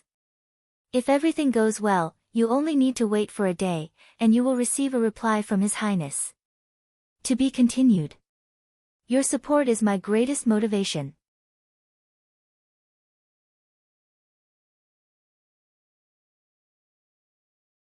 Chapter 301. Ow, ow. Maggie was fiddling with her wings and tail in the backyard of the newly repaired castle, spinning in circles for everyone to admire. Although he had already learned about the whole story from the witches, when Roland saw Maggie for the first time, he was still shocked from the bottom of his heart. This giant brown-skinned bird was 10 meters long, including its tail, with a wingspan of nearly 15 meters. It was similar to the wings of a bat, and under the sunlight, he could clearly see the blood vessels and skeleton under its thin skin. Probably because of its long body, the giant bird had 4 limbs, the thickness of an adult's arm, with claws at the end for support. The most eye-catching thing was its head, with 3 triangular eyes on both sides of its head. In addition, the whole face was a bloody mouth, not a common beak of a bird. When Maggie opened her mouth to speak, her mouth opened and closed, revealing a circle of sharp teeth and a long tongue, causing the other witches to let out a burst of exclamations. This is the Devil's Mount. Leaf sighed. Fortunately, we didn't encounter such a monster in the barbarian land, otherwise none of us would have been able to escape. If it hadn't evolved a new ability, I'm afraid I wouldn't have been able to come back. Nightingale touched Maggie's smooth neck and said, I'll prepare a bag of charcoal grilled fish slices for you every day. Ow! I know, you need to pour more honey on it. The giant bird's tail swung more cheerfully. Those fish slices were obviously mine, Roland sighed inwardly, taking the food from the kitchen to reward others without permission. Don't make it sound so dignified. Then according to the old rules, let's test your new ability. Okay. Ow! After a whole morning of tossing and turning, Roland obtained the detailed abilities of Maggie's version of the strange beast. Following the previous practice of enlarging, the giant brown-skinned bird she had transformed into was a size larger than the original version of the Devil's Mount, and its carrying capacity had also increased a little, so it could carry 2 witches at the same time. However, when fully loaded, it could only maintain a flight speed of about 80 kilometers per hour, which was much slower than lightning. However, the advantage of Maggie was that it could last longer. When lightning flew with heavy objects, she would not only decrease her altitude, but also consume more magic power.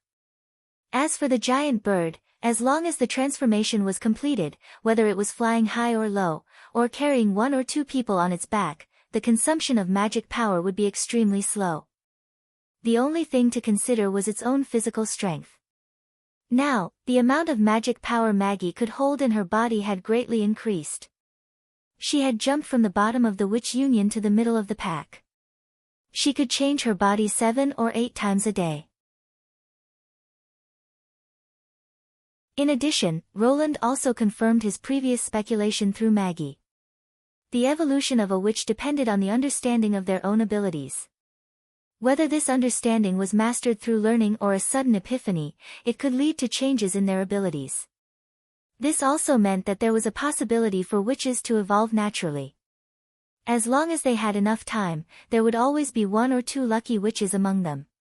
Compared to the original ability, the evolved ability was like the difference between heaven and earth, and even had the effect of turning something rotten into something magical. Was this the reason why the church suppressed the wild witches? After lunch, the Lord's Castle district ushered in a big event. After nearly 4 months of construction and renovation, the witches' building was finally ready for use. Looking at the 3-story residential building with less than 50 suites, Roland could not help but sigh. In his previous life, such a building would at most be considered a self-built building in the countryside, but here, it was already the highest level of construction in the mainland kingdom, not because of its size, but because of its technology.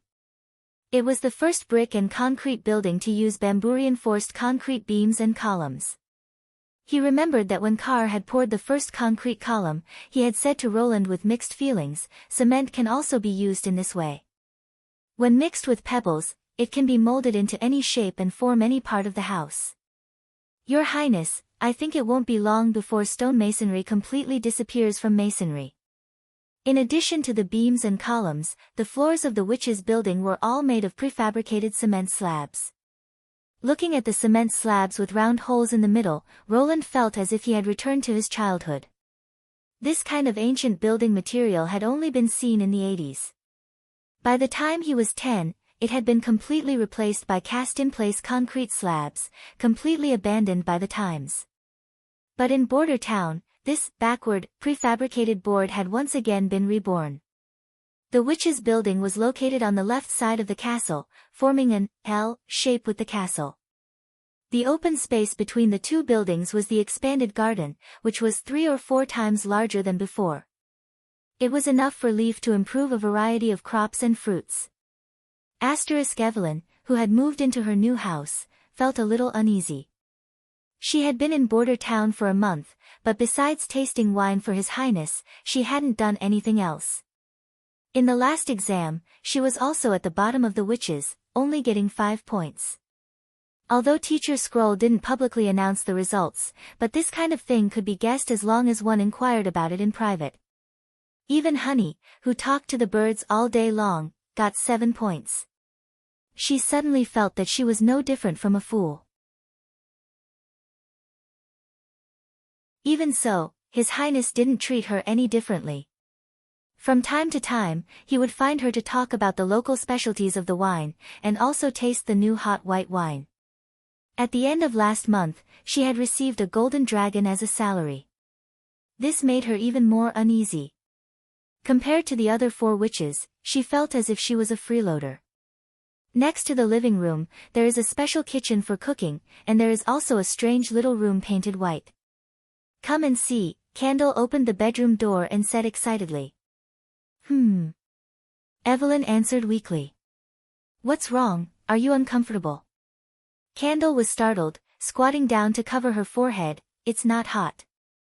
Then she laughed. "Are you unwilling to sleep in the same bed as the Sisters of the Witch Cooperation Association?" Evelyn was silent for a moment, then whispered, "We have been here for more than a month, right?" "Almost. Lotus is responsible for the construction of the new city wall, which will soon be completed. Honey has trained a lot of flying messengers for His Highness, and Sylvie has accompanied His Highness to investigate those terrible monsters."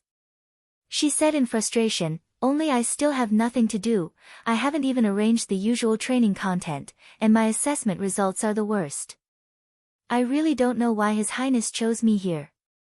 "Well," Candle thought for a moment, "why don't you ask him yourself?" "Ah. His Royal Highness Roland is Lady Tilly's brother, and as you can see, he really treats the witches with sincerity."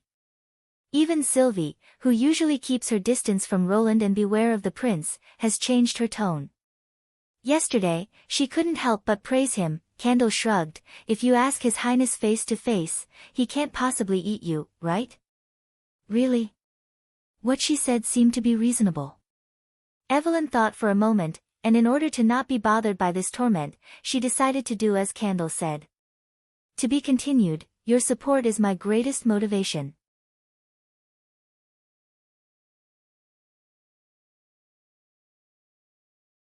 Chapter 302. The day after the witches of Sleeping Island moved, Roland called the City Hall manager, Barav, to the office. "I need you to issue a recruitment notice." He pushed the draft in front of the other party, a week of short-term work for about 10 people, preferably women. Barav picked up the paper and carefully looked it over. "Your Highness, what is starch?" "You know wheat flour, right?" The manager hesitated. "Do you mean coarse flour or fine flour?" "After grinding the wheat grains, they can be baked into bread or baked into wheat cakes, but what you eat is fine flour that is further sifted to remove the bran. The output of the latter is only 60% of the former, and the baked bread is softer, but the price is very high, only the great nobles can afford it." The most satisfactory thing about this former assistant finance minister was that he had a full understanding of all kinds of low-level goods. Because of the backwardness of agriculture and the scarcity of food, the same thing was eaten in different ways at different levels. For example, the most common wheat, the commoners ate it directly by peeling the wheat grains and cooking them into porridge, which maximized the use of food.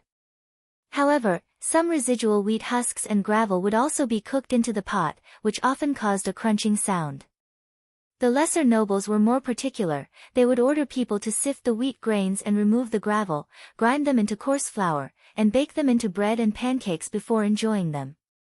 Further up the hierarchy were the wealthy nobles, and for these people, food was no longer simply a tool to fill their stomachs, but a means to pursue delicious enjoyment.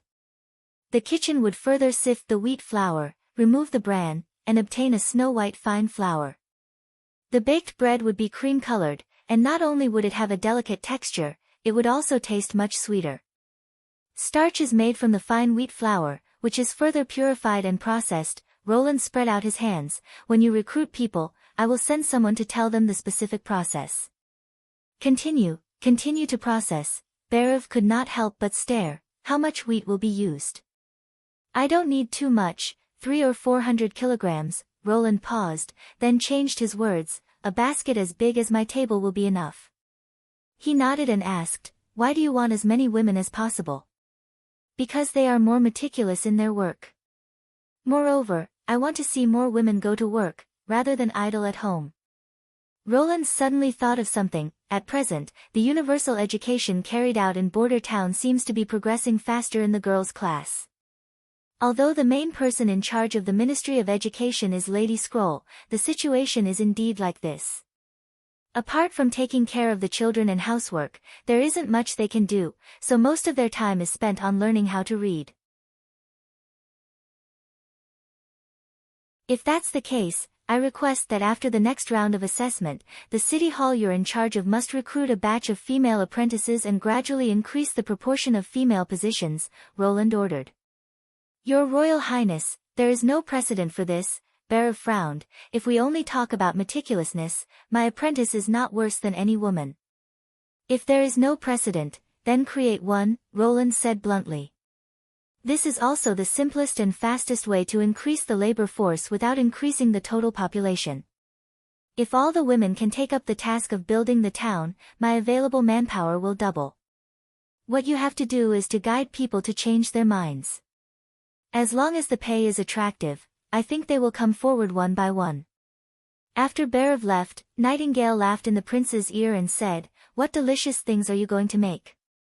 Starch? No, it's not for eating. Roland took a sip of tea. Although in the process of processing, you can indeed get a good ingredient. He soaked the fine wheat flour in water, then kneaded and scrubbed it until the water completely turned white, then changed the basin of water and continued. The last remaining sticky substance was the gluten, which could be used to fry or stir-fry. It had a soft and elastic texture. After it was out of the pot, it would be smeared with honey or sprinkled with spices, and it would be delicious. But Roland's focus wasn't on the food. After the milky white water was sifted and left to rest, the precipitated starch was also the main material for making explosives. Under the conditions that nitroglycerin had not yet been tested, and there was no way to talk about TNT, nitrostarch became the easiest high explosive to make, and the manufacturing process was exactly the same as nitrocotton. The finished product had low sensitivity, and could not be ignited by open fire, so it needed to be detonated by a detonator. Its power was higher than TNT, and it was widely used as a substitute for the former during the two world wars. With high-purity starch, those alchemy apprentices who were familiar with the nitrocotton manufacturing process would surely be able to quickly produce a batch of nitrostarch. After lunch, Roland was planning to go back to his room to take a nap, when suddenly there was a knock on the office door. Usually at this time, it was Anna who came to find him. His heart thumped twice.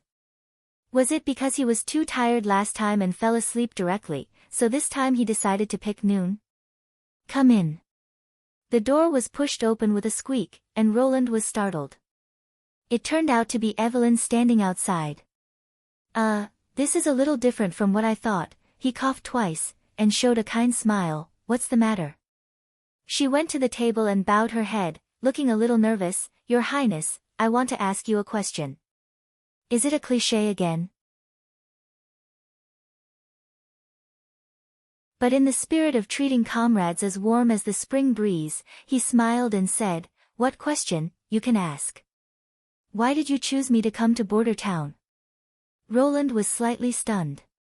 Could it be that she thought the wine was bad? My ability is neither as good as Sylvie's, nor as practical as Lotus and Honey's, she whispered. If it's just wine tasting, the monthly salary of 1 golden dragon is enough to hire a professional winemaker from the king's city. What do you think of the wine? At first, I think it's too hot, but as I slowly drink it, I can accept it.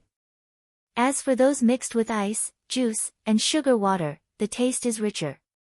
But this is just my personal opinion, Evelyn replied cautiously. My family's tavern only sells cheap wine and watered ale, so I don't know the inclination of the nobles.